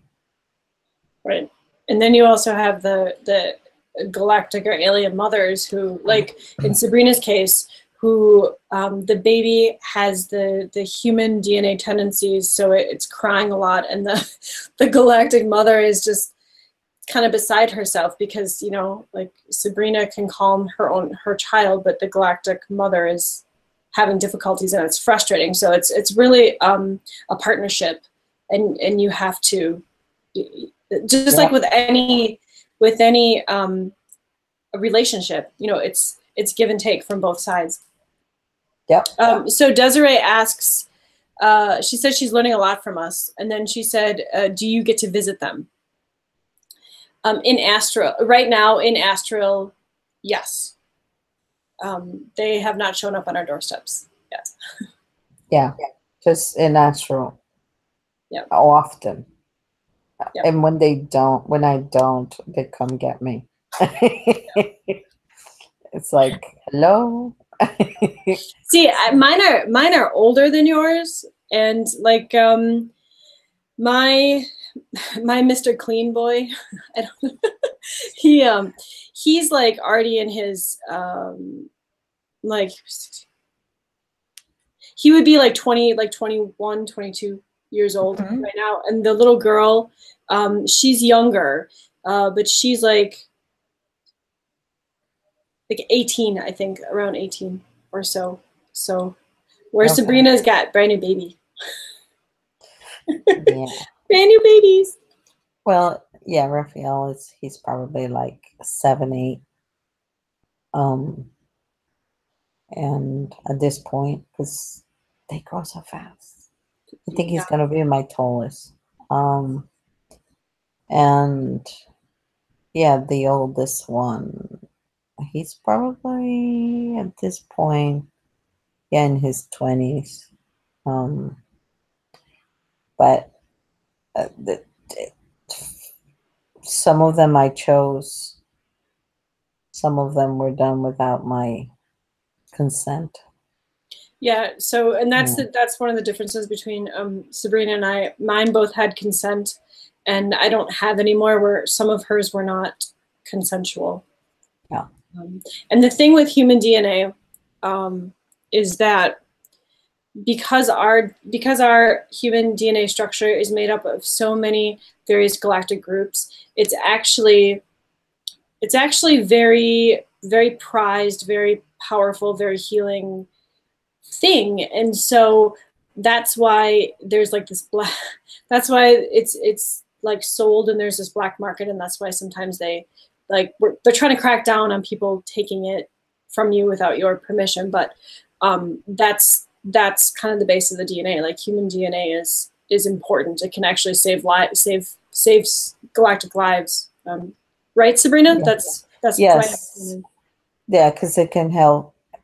An entire species can be saved. But they need to ask. You should not be taking it without people's permission. And in fact, the issue is not just that. It's not just like a violation on you, but I think also because of those other things, which is how I ended up finding out about the other ones, because the children were acting in some sense human, in some sense like me, and take no crap. See, and that poses a whole nother problem, because your human DNA has your bloodline codes in for Earth. So like now you have something that's connected, that has your codes and is connected to you out in the big verse. So it's like on a human level, to try and explain, to try and make it very simple. It's kind of hard to make it very simple because there's a lot at stake when you do this. But in the wonderful, beautiful world, you can have these amazing hybrid children in your family, and you can help whole galactic races that are suffering in whatever way, petering out, and not being able to. But like you said, you can't take it lightly because we're very different. Yeah. We're very, very different, and you know, a lot of the things that we do are very different from theirs, and it's foreign. So really, anybody that's going to do this, any like galactic mother that wants to do this, they really should spend like about a year studying the human race before they enlist to do anything like this, because it's a huge responsibility. And I think the Arcturian has a new born respect towards me. Well, I would hope so. Because it's not as easy as she thought it was. Yeah, no. Being a human mother is not easy. That's a good example. Like, it goes both ways, where she maybe thought it was going to be a little bit easier than what it is, because she's probably wasn't used to or had much experience with how human DNA reacts. You know, human babies cry a lot sometimes. Yeah, because I think what happened was, since she had Raphael for me, he behaved differently. Yeah. But you know, with us, it's random. No, exactly. So so Desiree, I did pull some cards to try and connect to your mom, and this is pretty much what I've concluded, is that I think one of the reasons that people have not been able to connect to her for you is because, like, she's cool, she wants you to know that, like, she's fine and everything, but she's not really like needing to connect with you because she's okay. She's absolutely fine. The other information that came through was that there is this card here, this assurance card, and you can see where it's like heaven or the sun, and so that everything is okay. And the other thing is, these cards came through also that she, if anything, she's been trying to connect with you, and that this one is clairaudience, that you need to notice the loving guidance and hear the inside of your mind from your other people. And so I think she's been trying to connect with you personally, but for whatever reason it's blocked, or you're hearing it, but you're like thinking, oh no, that's not possible, like that really couldn't happen, or maybe it's just a feeling of something she's trying to give you, or maybe even like a smell. Like I used to smell a lot of times when my grandma had recently passed, I used to smell her cologne a lot, or her perfume, and I would know that she was there. This is clairsentience. Notice your reoccurring physical emotions and feelings, for they signify divine guidance. So I really feel like, and here we go again, listening to your heart and trusting the messages you receive from your heart. So I really think she probably is trying to connect with you, but for whatever reason, you're not, the connection isn't, there's something where it's not connecting. Does that make sense? I probably didn't say that really well in the English language. So I'm sorry I couldn't give you like more information, but this right here, I mean, she's absolutely positively okay. Like she's good to go. There's a lot of beliefs as to what happens after you pass, depending on, religious beliefs and such. But I personally believe, like, you pass, you have your life review, you watch your family that you love, you decide what you want to do in your next life. And like you go, like when you pass from this earth, you still can watch your family, but I don't know how I say this in like a really, like the connections are still there, but like it's not there as strong as, I shouldn't even say that. I don't know. I'm not sure how to say it in human words. But do you know, like, how old were you when your mom passed?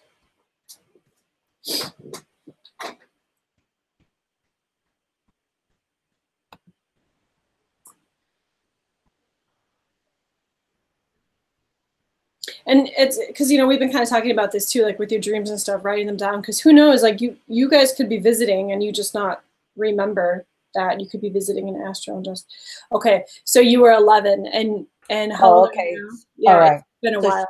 All right, so I thought she was 12. Okay. So all right, I just wanted to check that. She's 28 now. To see did if I you was get any getting the right info. Yeah, I think you are. Did you get any information? I feel like she's back in the game. I don't know. Yeah.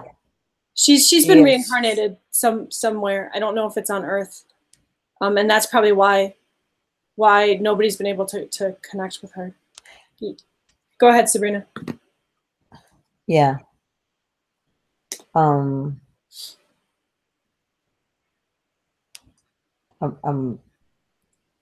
feeling it out.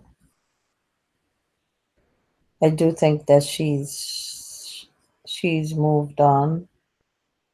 And I had gotten that she was like around 12 when she died. So that was just my way of checking to see if I was correct. I think though that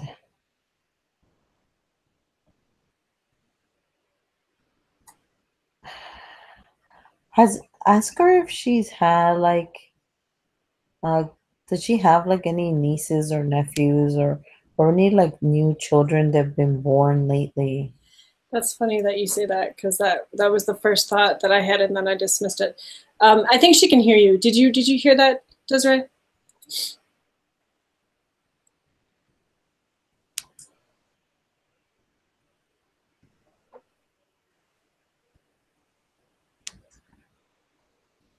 There's always like that lag between. Yeah, I know. Yeah. Between her hearing it and typing.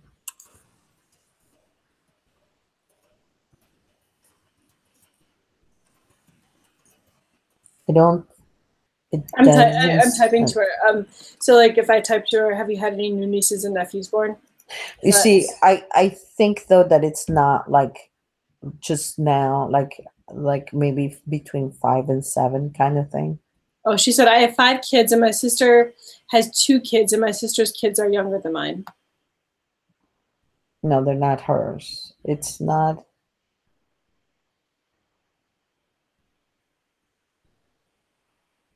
Is there anyone that is between 5 and 7? Not your kids, though. It would be your sister's kids between 5 and 7.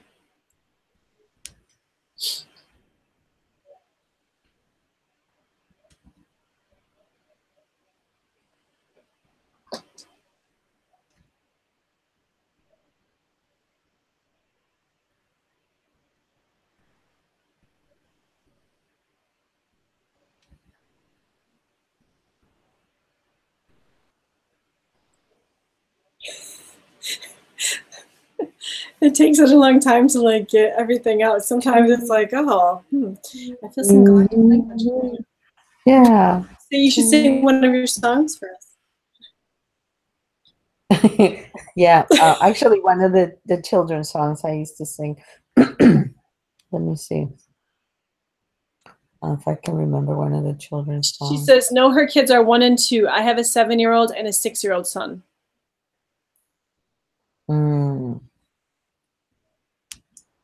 Yeah. A boy, right? He's a boy. It would be, The yeah, six. the 6-year-old The son. Interesting. I don't want to. Yeah, I think it's I just don't want to important. say anything, but I think it's important that you know that she's okay and that she's moved on to her next life. Mm-hmm.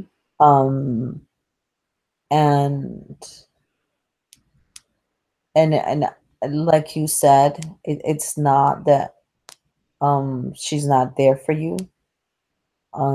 She's there for you, but I think she's just there for you in a different way that you're expecting her to show up.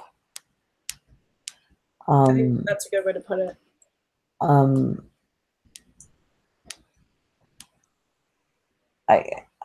I think that a lot of times you're holding on to her in the old form, as opposed to her transcended form. Yep.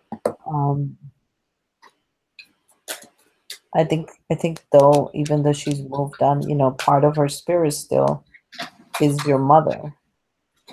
Part of her consciousness is still your mother. And she does see that. And she's still there. Yeah, she says that's a great way to put it.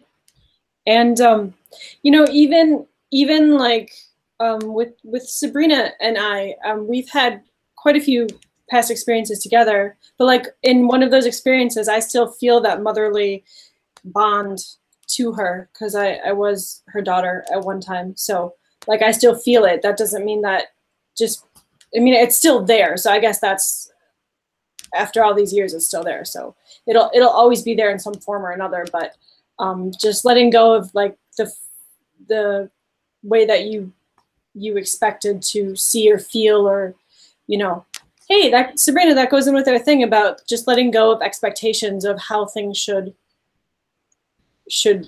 be, Right. or how the expectations of stuff. And I got this card.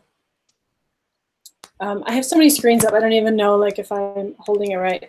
Yeah, right anyway, there. the card is the card is compassion. It says Archangel Zadkiel, which Zadkiel has come up a couple times lately. So soften your heart with respect to the situation and all the people involved, including yourself. So I think that's a really good kind of summary of it. And then if you notice, like you have the purple of like the crown chakra, the pinks and the oranges.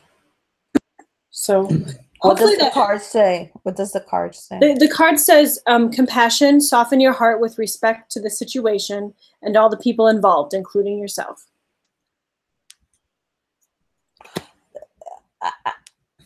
What is your biggest struggle about your mother being gone?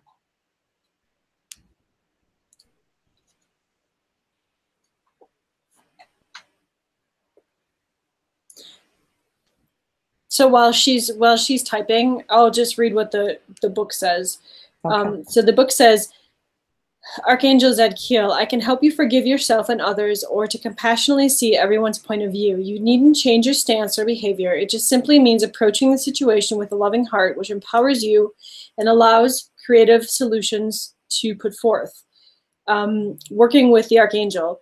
His name means righteousness of God, and he helps us release unforgiveness towards ourselves and others. So ask him to come to you in your dreams and act like a chimney sweep, clearing away any emotional toxins from your heart. He'll ensure that everyone's needs are met and that the emotional healings occur in miraculous ways. So is there something you or what was your question? Well, what is the hardest thing for her to deal with her mother being gone? Yeah. Was she able to answer it or no? She hasn't answered yet. Okay.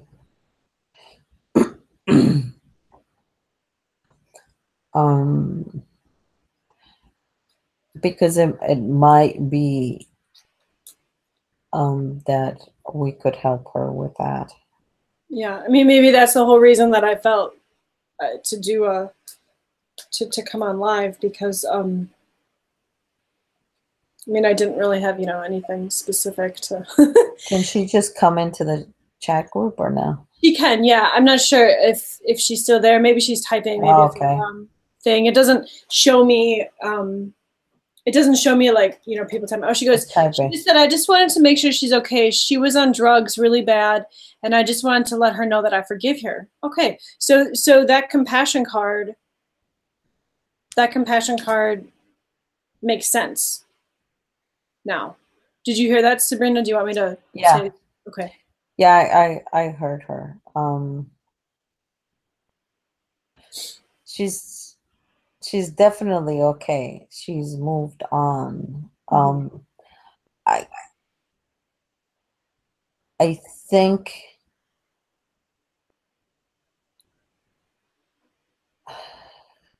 I think that there might be a little bit more there for you. Because I'm seeing like there's something else keeping you stuck. I don't want to go into private stuff. Anyways. Yeah, but I think learning to let her go would be healing for you, and knowing that she's moved on, she's okay, she learned what she needed to learn. It was a very difficult lesson that she chose to do, because that it's very difficult to do, to live a life like that. So take comfort in that. And us humans see it in so many times as a weakness, but choosing such a lesson, it's actually the very brave only soul. choose to do that. Yeah. She says that you can ask because she's an open book. So I'll leave that up to you. Yeah, I would actually prefer if we just talked one-on-one with you than on a live video. Yeah. It's probably better because we just don't know like who all finds it, and yeah. I think is there a way she can contact us? Should I just have her contact us through the Temple Beautiful Facebook page? Yeah. Okay. So Desiree, if you want to go further into this, Sabrina and I would be happy to set a time up where we can just do it in a more personal forum. And if you go to, I think it's Your Temple Beautiful on Facebook, that's us, that's me, and just send us a private message, and then we can hook up that way. And I think there's reason and purpose to everything happening in its own divine timing. So if there's something we can help you with, I'm more than happy to do that. Yep. And also I was gonna say one more thing too, and now I don't know, maybe I slipped my mind in, so it's not meant to be. Just that humans see, okay, so the human perspective of like somebody being on drugs, or like something bad happening to them, or them being addicted, like it's usually seen in black and white, and that's not the way that that's not the way that I choose to see it. I choose to see those things as lessons and experiences, and it takes a really brave soul to say, you know, yes, like I'm gonna do this, and people around me are gonna learn stuff. You know, so to not think of it as like a bad or a horrible thing. Though we have to acknowledge her pain, you know. Yeah, no, I definitely agree. Yeah. Yeah, let me get you the link here. I'll pop it in chat real quick. Yeah, so that's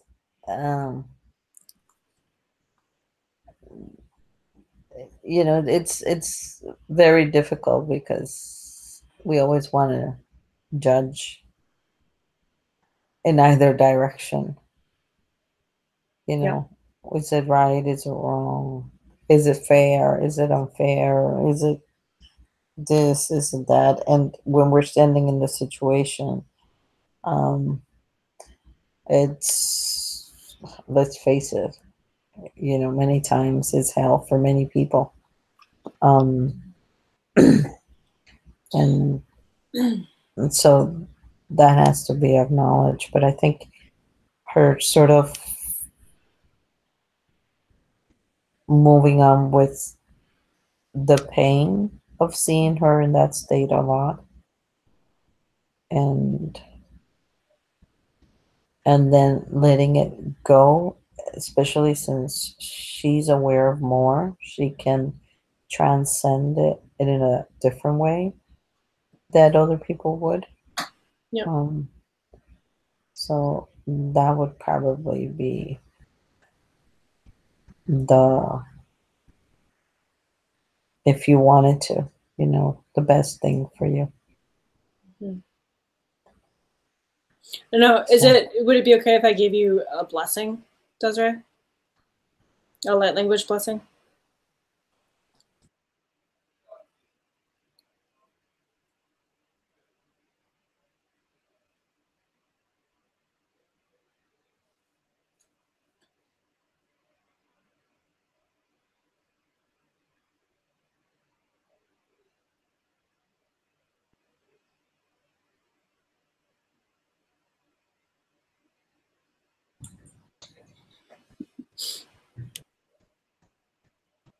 Until she answers.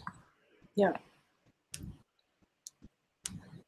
Do you have any idea how many of, have you counted how many languages you speak? I haven't, no. Because I feel like my languages are such a conglomeration of languages that, like, you know, if it's Anunnaki and Syrian coming together, or if it's like Palladian and Syrian coming together. So I've never really been able to. And then there was one time you and I were speaking, and you said that it sounded like, oh, I can't think of that group now. It's Wendy. Wendy does a lot with that group. Can't think of it. It's the group. It's the group who was the Greys, who then like changed their name after. Oh, the Asasani.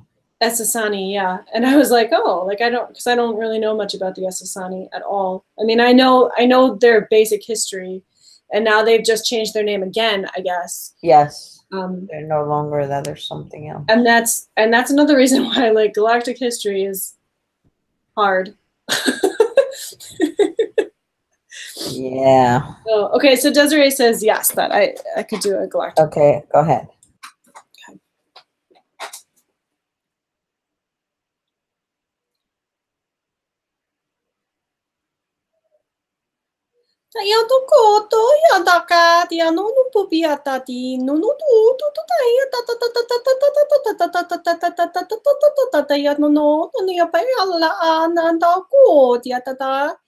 Tunushia tatai o no hono poya. Tatayato kanata tiatata tatatata. Nasya po to hono. Konia tiaya nashana. Nili itiapo. Nasya matia. Kudiana hanata. Lopo yana. Puko tishiana. No no no yatata. No no no yatata.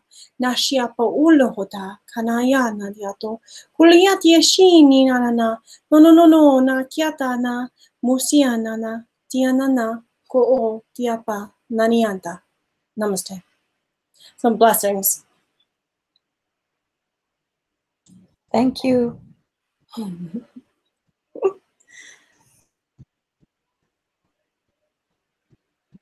This has been really fun so far. You know, not like taking that chance and jumping on and not knowing what was gonna happen tonight. Yeah. And it's been really nice. It's just been really nice and calm, and especially with like all the energies coming in with this Lionsgate stuff and all the planetary stuff happening.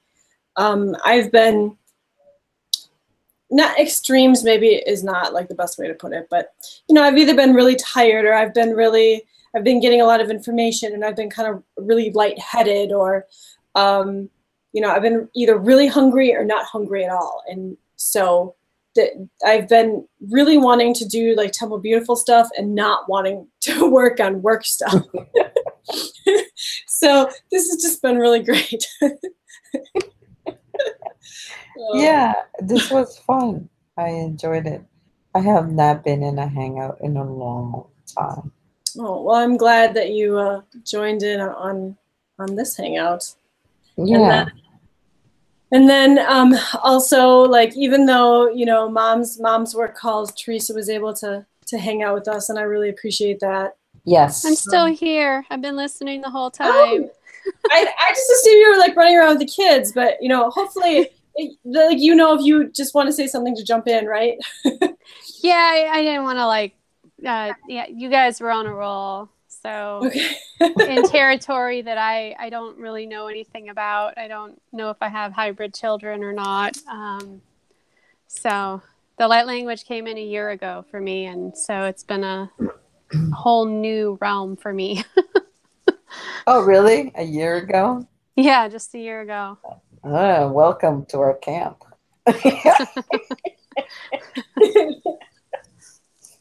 I'm happy to be here. Well, I'm happy that you're here, and I'm happy that you've been able to share your light language with us. Yes. That's awesome. Somebody asked if I am wearing magnetized hematite. I get sick when I wear hematite, so I don't wear it. Not that I can't ground, because I can ground, but like hematite just makes me ill and I will throw up. So I don't know why. I don't know why that is. I mean, I have a pretty decent idea of why it is, because I don't know. Sabrina, do you know why it is? Do you have an idea of what I'm trying to say?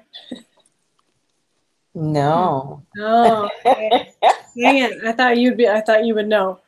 I really don't know why. My thought to it is that because I'm a little more, like, I feel like in my own little world, I'm a little more galactically in tune than I am humanly in tune. And so I, like, for example, I had to undergo. Wait, before you say it, so let me just, I'm getting this. Yeah. That it feels oppressive to you. Yes, that's it. It's actually, that's a really good way to put it. I feel so heavy that I just can't function in it. Yeah. Mm-hmm. Like I'm in a box. I can't break out of my box. Exactly. Yeah, it just felt like a heaviness on your chest, like oppressive. Yes. And I'm actually getting DNA and human DNA infusions right now at the moment to stop my blueness, my galactic DNA from coming through, because it's amping up, and there were certain things that were happening that I was physically changing just a little bit, and I didn't like it, and so I'm very floaty. I'm very like out of body, and I don't wear it, but This is, oh, so the necklace and the ring. So this is lapis lazuli. I wear a lot of lapis, and then my ring is not. My ring is actually, this is another bizarre Michael Jackson story. My ring is actually a ring that I purchased like after he passed away. Something just told me to like get this ring and have it engraved with one of my dreams said, because I said like, so okay, so I got this ring, like what is this supposed to be engraved in? And it says, I don't even know if I can pronounce it. It's some galactic phrase that says our soul's will. That's all it says. And I didn't know the connection at the time. So now that I know the connection of being like a brother-sister relationship and having many past experiences together and brother-sister, I understand that whole phrase, our soul's will, but it's not hematite. So I'm kind of an open book, I guess.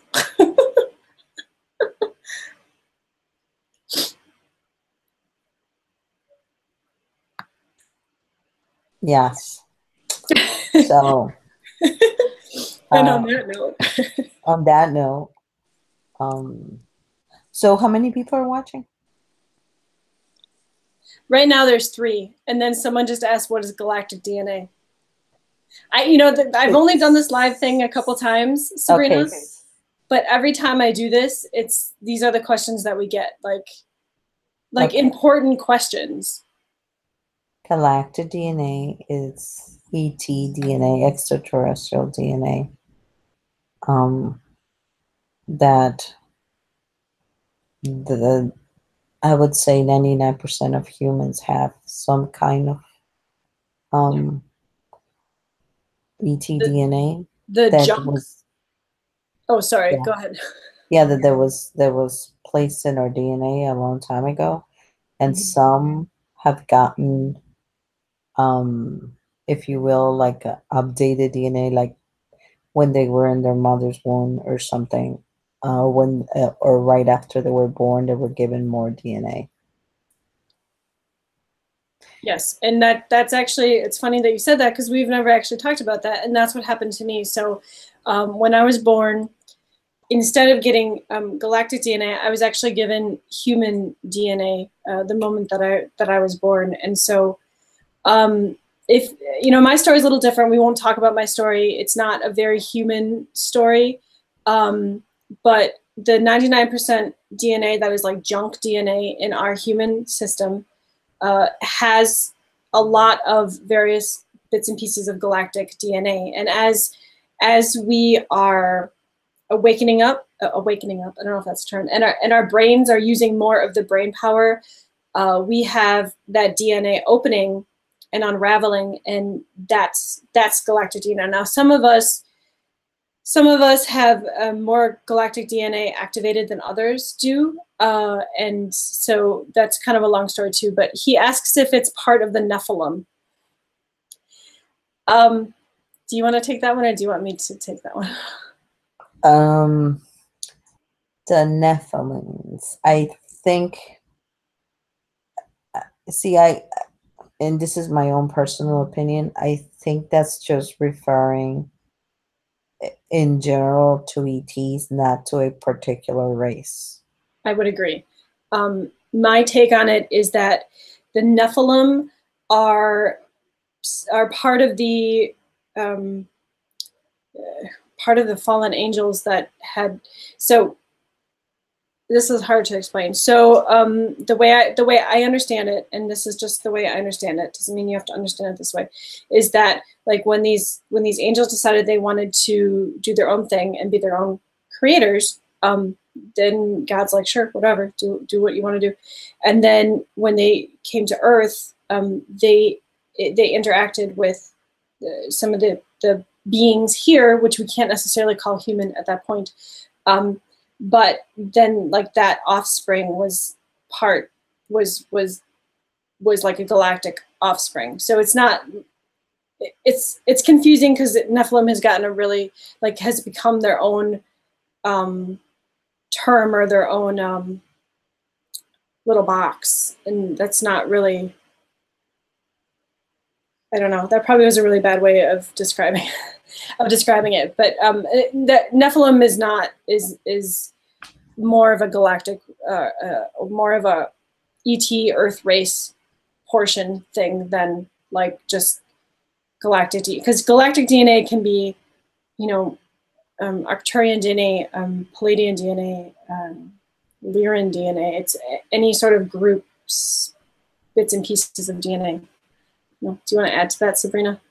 Yeah. So the Nephilim, it's sort of like grouping them sort of like when we say ETs, and depending on where you were standing, I could have been a completely different race. Mm-hmm. So I don't think, from all of my research, I haven't found that this is particularly tied to one particular race. I would agree. Because obviously different race went to different parts of the world. And even sometimes the same being will leave a certain area, because obviously they live for thousands of years. And then they would go to a different area, and the natives would end up giving them a different name. So, many times it was the same person, just with a completely different name. And also, as far as like the alien or the galactic DNA in like making the human. Actually, I had a download of this where they were talking about Hugh is like the soul and like man is like the body, and so basically it was the body that was made, and like the soul has to go into the body to make a human. Okay, so the question is, okay, why not let you be as you are? Why get DNA infusions? Galactic DNA equals you're special. No, I'm not special at all. I'm not special at all. Most people actually want galactic DNA infusions, and I don't want galactic DNA infusions. The reason that I personally asked for more human DNA fusions is because there will come a time when everybody on Earth is ready to see their galactic brothers and sisters. Now is not the time. And also, I have a personal life as well, and I would like to be as human as possible to keep experiencing this human self, human body, human world, and that's the base of it. It has nothing to do with, it has nothing to do with being as I am. This is how I am. I came here in this body, so I want to keep it this way. I don't know if that makes sense, but no, I don't think anybody is special. I don't think anybody is more special than anybody else. I think everybody is beautiful in their own way. And I don't think, in fact, the truth is, I don't really think that anyone really needs the alien DNA, because it's already in there. Mm-hmm. And whatever abilities you came with. I'm not sure that really serves you in the way that you think it does, or many, not particularly you. I'm talking the you plural. I think many have gotten lost in that thing. Oh, because I'm gonna get this ability and that ability. How many can fly right now? I think in the past, when like the ETs were actually like walking on Earth, and they were interacting with the beings, the human beings on Earth, it was a different story where the humans could use some of their galactic DNA, but like now I don't really think it's that important, because now we're more human. But so he says, or she says, you think living a 24/7 life of synchronicity and communication from galactic brothers and sisters. I'm not sure I quite understand that. I think living a life of 24/7 in synchronicity with my own self and with my higher self, and doing things that make me who I am and make me all that I can be is important. I think that communication with galactic brothers and sisters, I think that's just a portion of, some people are able to, I think everybody can do it, but like some, you know, as you learn and as you grow within yourself, then other connections open and you're able to communicate, but you don't have to. That doesn't make, you know, for some person that may make an amazing life and some other people may not even care about it. You know, it's to me, as long as I can be who I am and be happy and keep walking my path and learning new things, like it's good, you know. Do you want to add anything to that, Sabrina? Yes. Do you want me to tell you the question again? Okay, go ahead. Go ahead. Tell me. The question was, you think living a 24/7 life of synchronicity is communication with or from galactic brothers and sisters? Not necessarily. See, and obviously this is just my opinion. You can take it or put it aside. I think that the awareness of them brings out abilities that were dormant already in us that we did not know we had, because we were taught otherwise. I think once we become aware, sort of like when you become aware of anything, things within you start to wake up and you start to realize more and more. Being connected to them doesn't necessarily make you more. Being connected to you, it's what makes you more. And by you being connected to you, you are more likely, and like you're saying, the synchronicities happened. But I would venture to say that that's part of you being connected with you. And of course, when your vibration is higher, that's going to cause for them to be attracted to your energy. But that's really all that it's happening there. Is not particularly that they are enhancing you, you are enhancing you. Mm-hmm.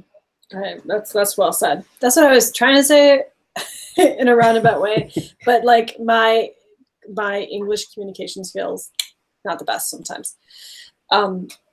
Yeah, so I think, and this is, I mean, I think these questions are important because I think this is how this is viewed, like from a lot of, you know, a lot of viewpoints, but in general, you know, some people are all like, oh, well, we could just do first contact right now and it would all be good. And like, there's a lot of stuff that we need to learn, I think, yet before it can happen. Yeah. And I think these are really good questions because these are what people are wondering about. And it's very good questions. They're great questions. But yeah, it's really about working on yourself and opening yourself up by connecting to yourself, and that's how then you can connect to the bits and pieces of you that are galactic. If you choose to, you may not choose to, and there's nothing wrong with that, you know. Right, because I think the problem becomes sometimes is that we, and it's just because of how we are taught, you know, that there are steps and ladders, and different people are in different steps and different ladders, and when we start viewing things, oh, because of them I feel this way, or it is them making me feel this way, or we might not think they're better than us, but we view them as being in every way like wiser than us, this than that, always comparing. When you do that, and then you put yourself below, as opposed to saying they are in this step and I am at this step, it doesn't make them better than me. It's just they're somewhere on a different um, um, on a Well, different on the road, that I they're I I had this amazing. I probably shouldn't have deleted it, but I did. I had this amazing. The very first time I went live, there was a whole bunch of, not a whole bunch, maybe like 3 or 4 people that this was all very new to them, and there was one gentleman who said that he feels that we that we are that they are so the galactics or the aliens are so much more advanced than us and so much more I guess advanced that we need to look to them for the answers, and I tried to explain to him that that's not the case. Like, first, you really shouldn't separate us out from them because we are them. Everybody has galactic DNA in their DNA sequences, whether or not it's active or not.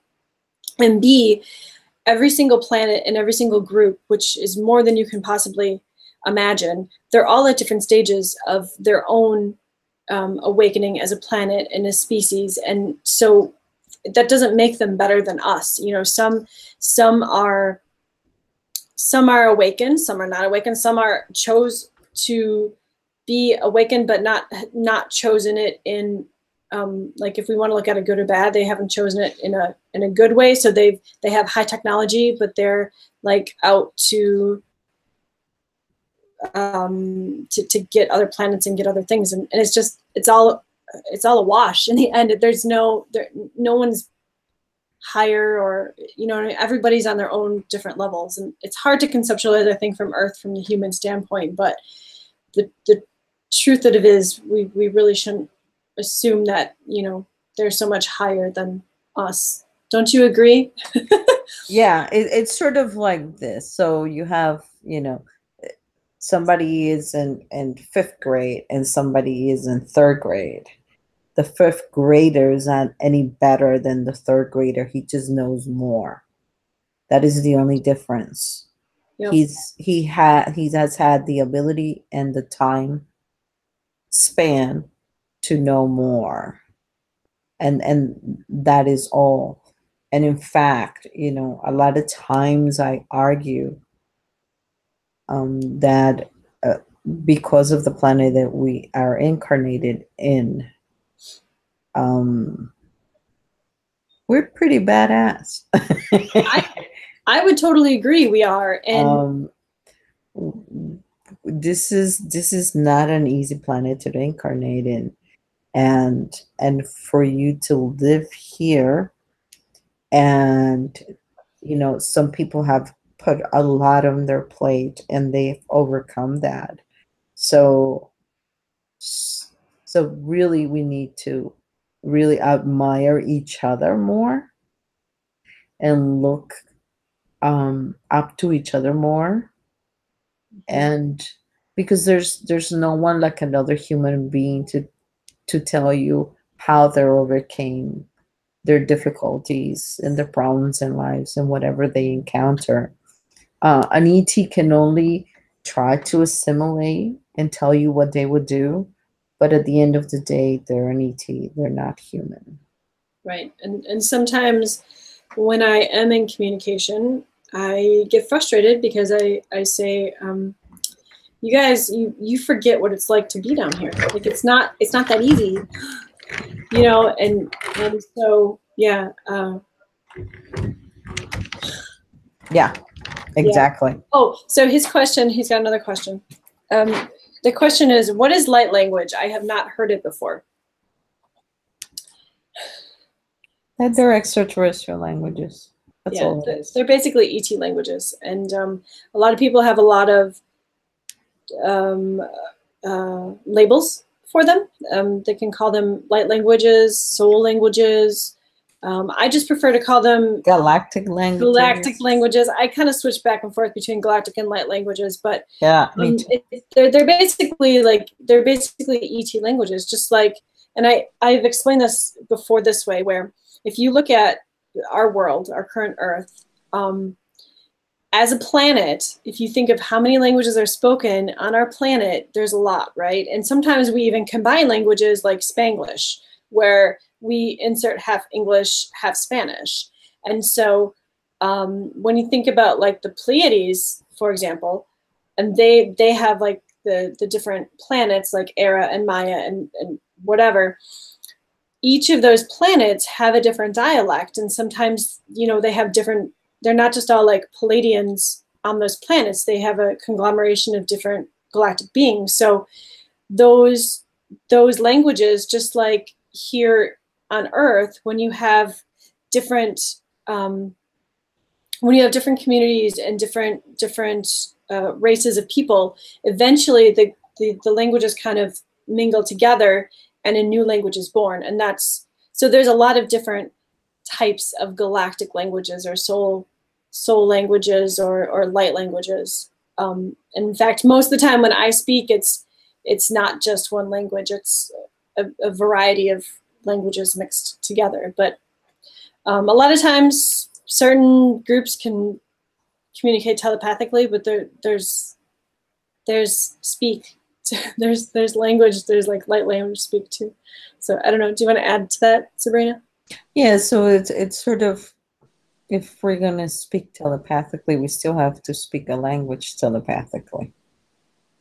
I have to say apple, so apple, in order to send you that image, it's not just like right, like the object image. I say the word apple, and that's what you receive. So, and this was explained to me because I was like, why do you need languages for? Because that was my question. So if you guys are speaking telepathically, I don't see the point of why do you need languages. So then I was sort of like looked at like what? Oh my, Sabrina, check this out. So they say, I sometimes have words go through my mind like Nashawa Shanai in Jasano Washinakwa. Could this be a light language? Yes. Yes. Yes. And actually that's that what is that one? The one that sounds kind of Native American-y? Sometimes the Pleiadians kind of sound Native American. It sounds Native American. That one's the one that tends to. And a lot of people, I think, speak different dialects of Palladian. That's very popular. Yeah, and that's the other thing that you have to realize. So even it's just Palladian is not one language. It's many different languages because there's many different dialects. And even within the same planet, though I think for the overall, like they'll have like an official one, but different areas might also, and that's very much like influenced by others. Yeah, places on Earth here too, where they have kind of like an official language. But like if you're in, so for like if you're in a specific city that is mostly like Polish or mostly German or whatever, they can have their own little dialect. Yeah, and stuff. Recently, yeah. I was at I attend a women's group here in Las Vegas, and they asked me to present light language and just do a blessing. And I was trying to figure out the best way to explain it. And I kind of go biblical in the sense of, in the beginning was the word. And so it's like a sacred vibration that I feel when I speak it, like it comes straight from the heart. But it also, I use it for healing, and it goes through my chakras, and each chakra will actually speak a different language.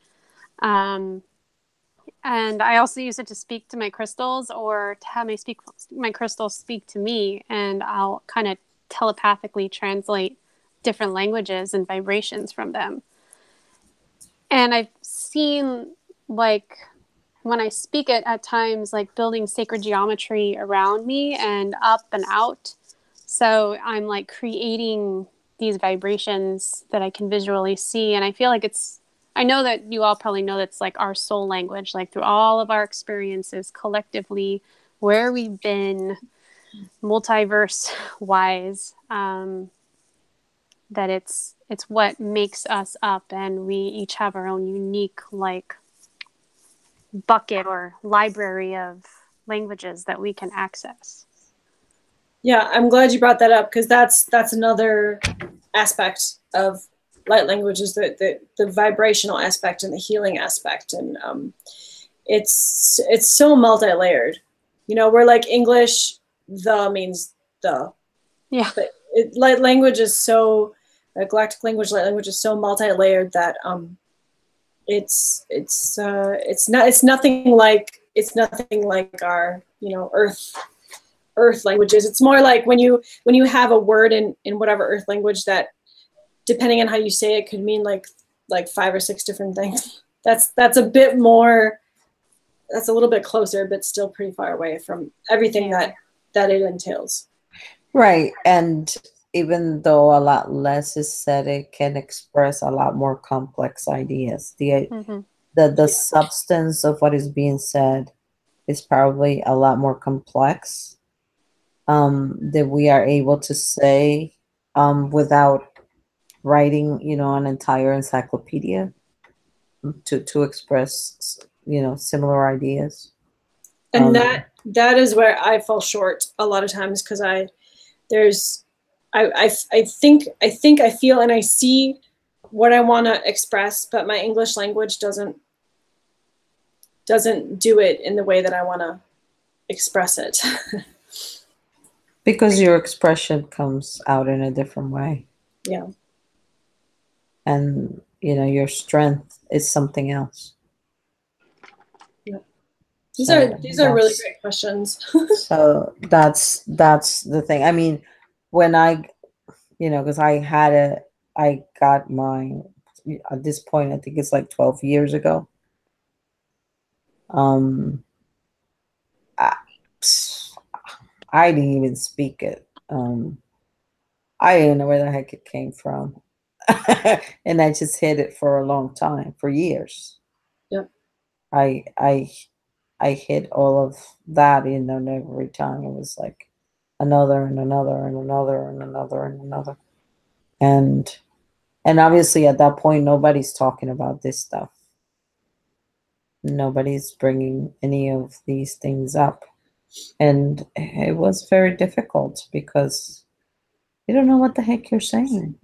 You don't even know if you're getting possessed. Yeah, and you don't know like who you should speak it to, because like you don't want to end up in a loony bin. Yeah, exactly.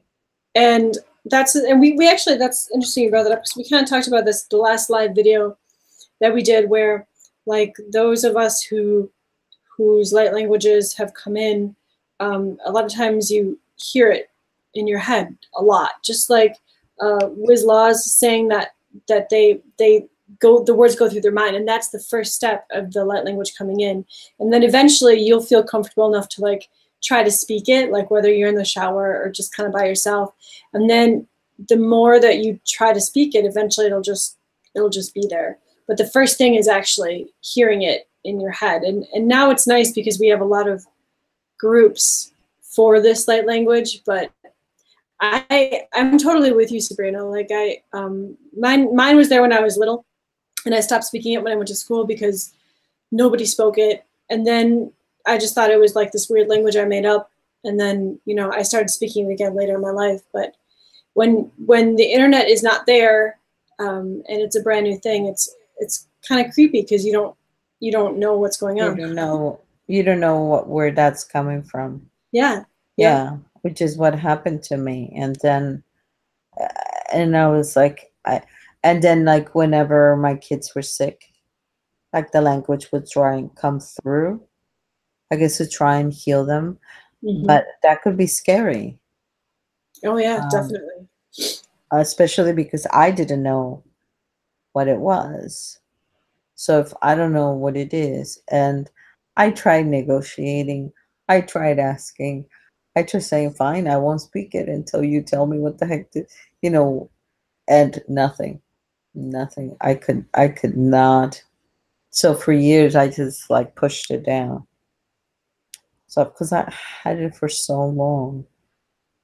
It's interesting that um, it's interesting that it took that long for them to explain it to you. Like when I look back on like what I thought was like the first time I died. Like I thought I had this near death experience, which I actually didn't. It was just the first out of body experience, but it was kind of traumatic because I didn't know what was happening. And I went to see my family on the ship, and they were talking to me and stuff. I should have asked them right then, like, what was that language? But by then I was in school and I didn't think about it, you know? But like, Yeah, yeah, it's weird how like when the time is right, the time is right. And even though it's like swimming around in your head, the time apparently isn't right yet, you know? I know. You know what? I actually found the other day my first recording. Really? I found my first recording because I recorded it. Hmm. I actually found it. How interesting to listen to. Yeah, I'll play it for you one time. I would love to hear it. It's We'll send really each funny. other we'll send each other our first recordings because I have mine stashed away too. That was crazy. I was like, oh, dude, sounds Was yours like German. was yours really quiet too? Because like even though No, I was recording it, it was really quiet. no. Yeah, Just, I was nervous. I was like, what is this? yeah, exactly. And it sounded like German. And then I was like, okay. Well, this is a really good question too. So the question is, does there eventually come a time when one will comprehend the light language they are hearing? That's kind of a loaded question. Um, yes and no. Sometimes it's not meant to be understood. Sometimes after you hear it and speak it a long time, you will start getting what the best English translations are, which sometimes aren't really great. It's more, I don't know. Do you want to add to that, anybody? Yeah. Um, I get translations for certain things. As a Lyran mainly. Um, I have gotten translations when they wanted me to get it. So a long time ago, I was helping someone. Um, in fact, I was a reluctant at that moment, but they were this were Fandorians, and as they spoke, they gave me the translation to give to the person. Eventually, those that have it will know what they're saying, Mm-hmm. but I don't think it's anytime soon. Right. I personally think that we can get a feeling or get like the gist of what is being said, but I don't really think we know um most of the time what is being said. I think part of it it's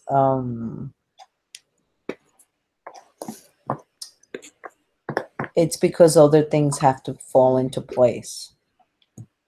Yeah, There are other things that have to happen, and this is just to get humans ready. I would agree. Teresa, do you want to add anything? I'm pretty much on the same page with y'all, but I know that there are definitely people out there that can interpret it very well, whether it's word for word, it at moments, as well as the general message or visualizations. Like, they'll get visuals Yeah. of, imagery.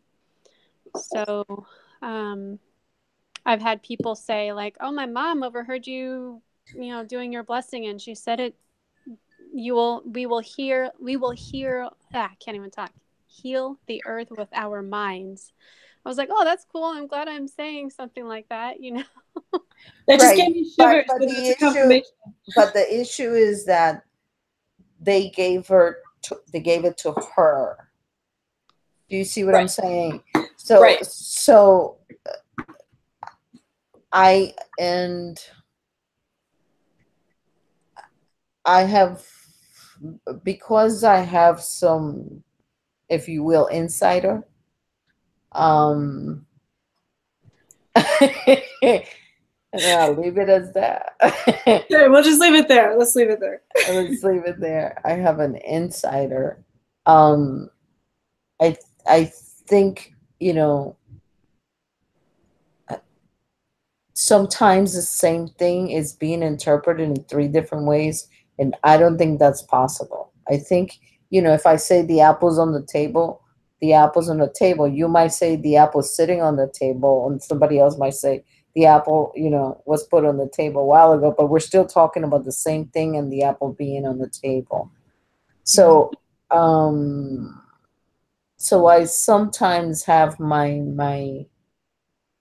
you know, my questions on that. But yeah, I've come across people that can sometimes interpret it, um but it's not always, and sometimes I know that that wasn't the intention of what I said and they were saying something else. um Yeah. That maybe that was the message that they were needing to hear through you. right. Right, and that might have been actually Oh, what you said of the girl. I mean, the at that moment when you were speaking it, and that lady was given that. yeah. And that's the other complicated thing about these languages is that everybody will get the downloaded piece or whatever piece they need from what most of us are talking about right now. They'll get their own personal piece, and that's to them. And then this other person over here will get their own personal piece as we're starting to activate all these people. So everything can be different, even though you're speaking the same. The one, you know, the one thing's coming out of your mouth, but everybody's going to get a little bit different. It's like a kaleidoscope. Yes. And sometimes for a while, I was doing really good with the whole translation. Not that I would get all of them, but it was something that I was working on, and it seemed to come pretty naturally. But then I just stopped, and so now I'm kind of back to square one, where I don't get a lot of the interpretations, and that's fine. I used to, like, I have gotten to like the interpretation, but the problem is the person is speaking, right? So if you speak in the language and they're telling me in my head what you're saying, but then when I'm going to repeat it, I can't remember diddly squat of what they just told me. Yep, exactly. You know, so and listen, even with my kids, I used to tell them, like, when they ever had to write sentences, and I would give them a really good sentence, and then they would be like, wait, what was it that you said? I said, too bad, because I don't remember. You have to write it when I say it. So there's no way I can remember. So I can speak of the gist of what was said, but I can't tell you, even with whatever I channel, I can't tell you what I said. I can give you the gist of what I said, but whomever was there has to remember, because I won't. So, like, light language in a bundle is complicated, but it's very simple at the same time. It's a language. Yeah. And it's and a language. Eventually, you kind of learn, like, the dialect that you're speaking, at least the tones and stuff, and the specific, like, enunciations. What, if you're interested in, like, where it comes from, eventually you can kind of tell. Like, that's me. Like, some people are like, well, it doesn't matter where it comes from. Like, it does. But to me, having my basis in history and things, I like to know. I like to know that. It just makes me feel better. Historian. She's a historian. I'm a historian. I am. Yeah. So, but going back to what Teresa has said, because the languages obviously are coming from a different dimension, they contain a different vibration. And that is why many of those languages are healing, because the vibration of the language itself is different. So it helps, it brings up your vibration, the vibration of your body, and it helps it resonate at a higher vibration, therefore helping you with many healings. But you know, you're helping yourself. Yeah. And it also, with the vibration, it also works on your DNA too. Right. Which is a whole other topic. So yeah, so they said it's just simply complicatedly simple. Yeah, that's Yes. exactly. Teresa, did you want to say something? No, I was just laughing. Okay. Like the human mind trying to understand this, and it's like, just keep it simple. Go with your heart and let it flow. Yeah, but as you know, very difficult for everyone to do that. Yeah. Yeah, is, you know, like, um she's a historian, so she has to have the background, I love it. like for her, the background matters. See, for me, history does not matter. I'm more about the how the universe functions. Mm-hmm. You know, how the pieces get put together. That is where my interest lies. So once he starts talking history, for me, some of it can be interesting. I can't say that I don't like any, but for the most part, I'm like, yeah. The Anunnaki did the Enki and this one and that one. At the end, we're still here. You just opened a box of worms, Sabrina. Yes. See, and like for me, I'm fascinated about like how everything gets put together too. But I love the idea of eventually being considered a galactic historian as well. And this one, when I was complaining to my team about, I was researching, they were telling me something, I don't remember what it was, and I was researching it, and they came in and they said, you need to stop researching. We're telling you this information, trust your heart. If it resonates, great. If it doesn't, but they didn't write all this stuff down. Like we're giving you the information, the history that's like the parts that need to be filled in. Stop researching. You just need to feel it. And they're like, they didn't always write it down. And so I get it from both sides, you know, like you're a historian, but the reason, you know, you can't just be all earth. Like you gotta, because, you know, I'm all into that, like secret knowledge and secret histories that, like, I tell people, did you know, like the ancient Greeks, like actually had like flushing toilets, but like, where is that? Nobody talks about that. You know? So Yeah. and then you know what else, Sabrina? Like when I get a timeline messed up. So like when I met this person on Google, and we talked the same galactic language, and I got flashed into a timeline. It was an ancient Egyptian timeline, and the problem is I've had so many experiences that like my timelines collide together, and I get them confused with one another sometimes, and then I get really frustrated with myself because I can't pick apart. And that's how I roll, I guess, you know. It's just me. You gotta love me or leave me, you know. Yeah. So let's see. Yes. Okay. Let's see. Ancient Tech. Check out Wise Up channel sometime. Oh, I will. Thank you. Wise Up. WISEUP. I like that. I'm always looking for stuff when I'm working in the apothecary lab to watch. So. What else? Are we gonna stop? Are we gonna end it here? I think so. I think so. It's been really fun. It's I've no idea how long we've been on. Probably quite a while. But Yeah, I think we should maybe say, we could maybe like say blessings or something, and then we can close. What do you think? If you wish. I'm good with that. Okay. Okay. Do you want to, Sabrina, do you want to give a closing blessing? Could you? Would you, please? Okay. Okay. I will read one of the ones I wrote. Oh, yes, that would be nice. I will live my life as if every step I take is my first day here. Did I read that one? Without judgment and with awe and wonder. I will use my experience as a guiding system and not as a predictor of future events. I will use my emotions to keep me on my path of least resistance.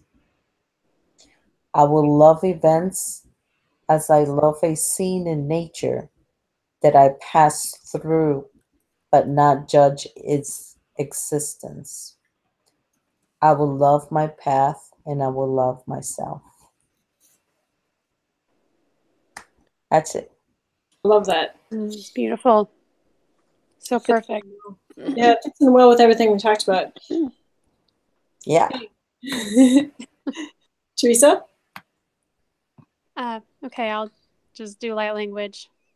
So, anoa tai iti kiara, oshuata nai iniana. Anoa lelele nainama, ukora ta uata iti kiara tashana. Haunai nama wate naina ka alawate shina wate teata. Autoroto anai anamawaka, wate shana mawate anaina. Alolololayana mawata inekeanata. Autoroto ai ana ikiarata. Anoa shana alaina. Namaste. It's beautiful. Thank you. Okay, mine is the akakola ayonoto koshinata woli I shonayata ka wayati buanayata hayako nani sitia naleoti kaniata hana bo oshuku nimi idiata bonanita na pasiata boli ino umayata wa kula aya nati hishitia pa nahiamo o kono oshiata pa hiakata nisi I mulu u tunayama iti wayani niasamania golo masi. Namaste. Thank you guys. Namaste. Takrikata kare nananundu kiki kyoko ara tiakata nananundu akiaki oskoro kotokoro atakata sakarara. Kiki osonari kiki okotakata. Every time I hear that, you can't help you could have the crappiest day in the world, but then when someone speaks that language, you just automatically like put this largest smile on your face and you're like, oh, everything's good. Katari ononononduru katakata koskoro kotokoro ari anonduru kotakaskiri din. It sounded like you go, Kotiaski ding ding ding ding. Kotiaski da da da. Yeah. Ding ding ding. That was something I was never good at, is that whole art. I have a brand new language that's been rolling around in my head, and I can't, it has a lot of those, it sounds like rolling letters a lot, and I don't know, I think I'm nervous, like the human portion of me is like nervous to try it because I was never good at that. Oh no, I have one that the head, like my head, like goes forward as I say, make each sound, and my head ends up like feels like it's gonna come off. So I won't speak it much because my head feels like it just wants to come off. I was like, oh my God. Sorry, I don't mean any offense to anyone. I just keep picturing you like, oh. Yes. That's funny. Yeah, it is funny. It is funny. And I was like, oh, this is painful. This is painful.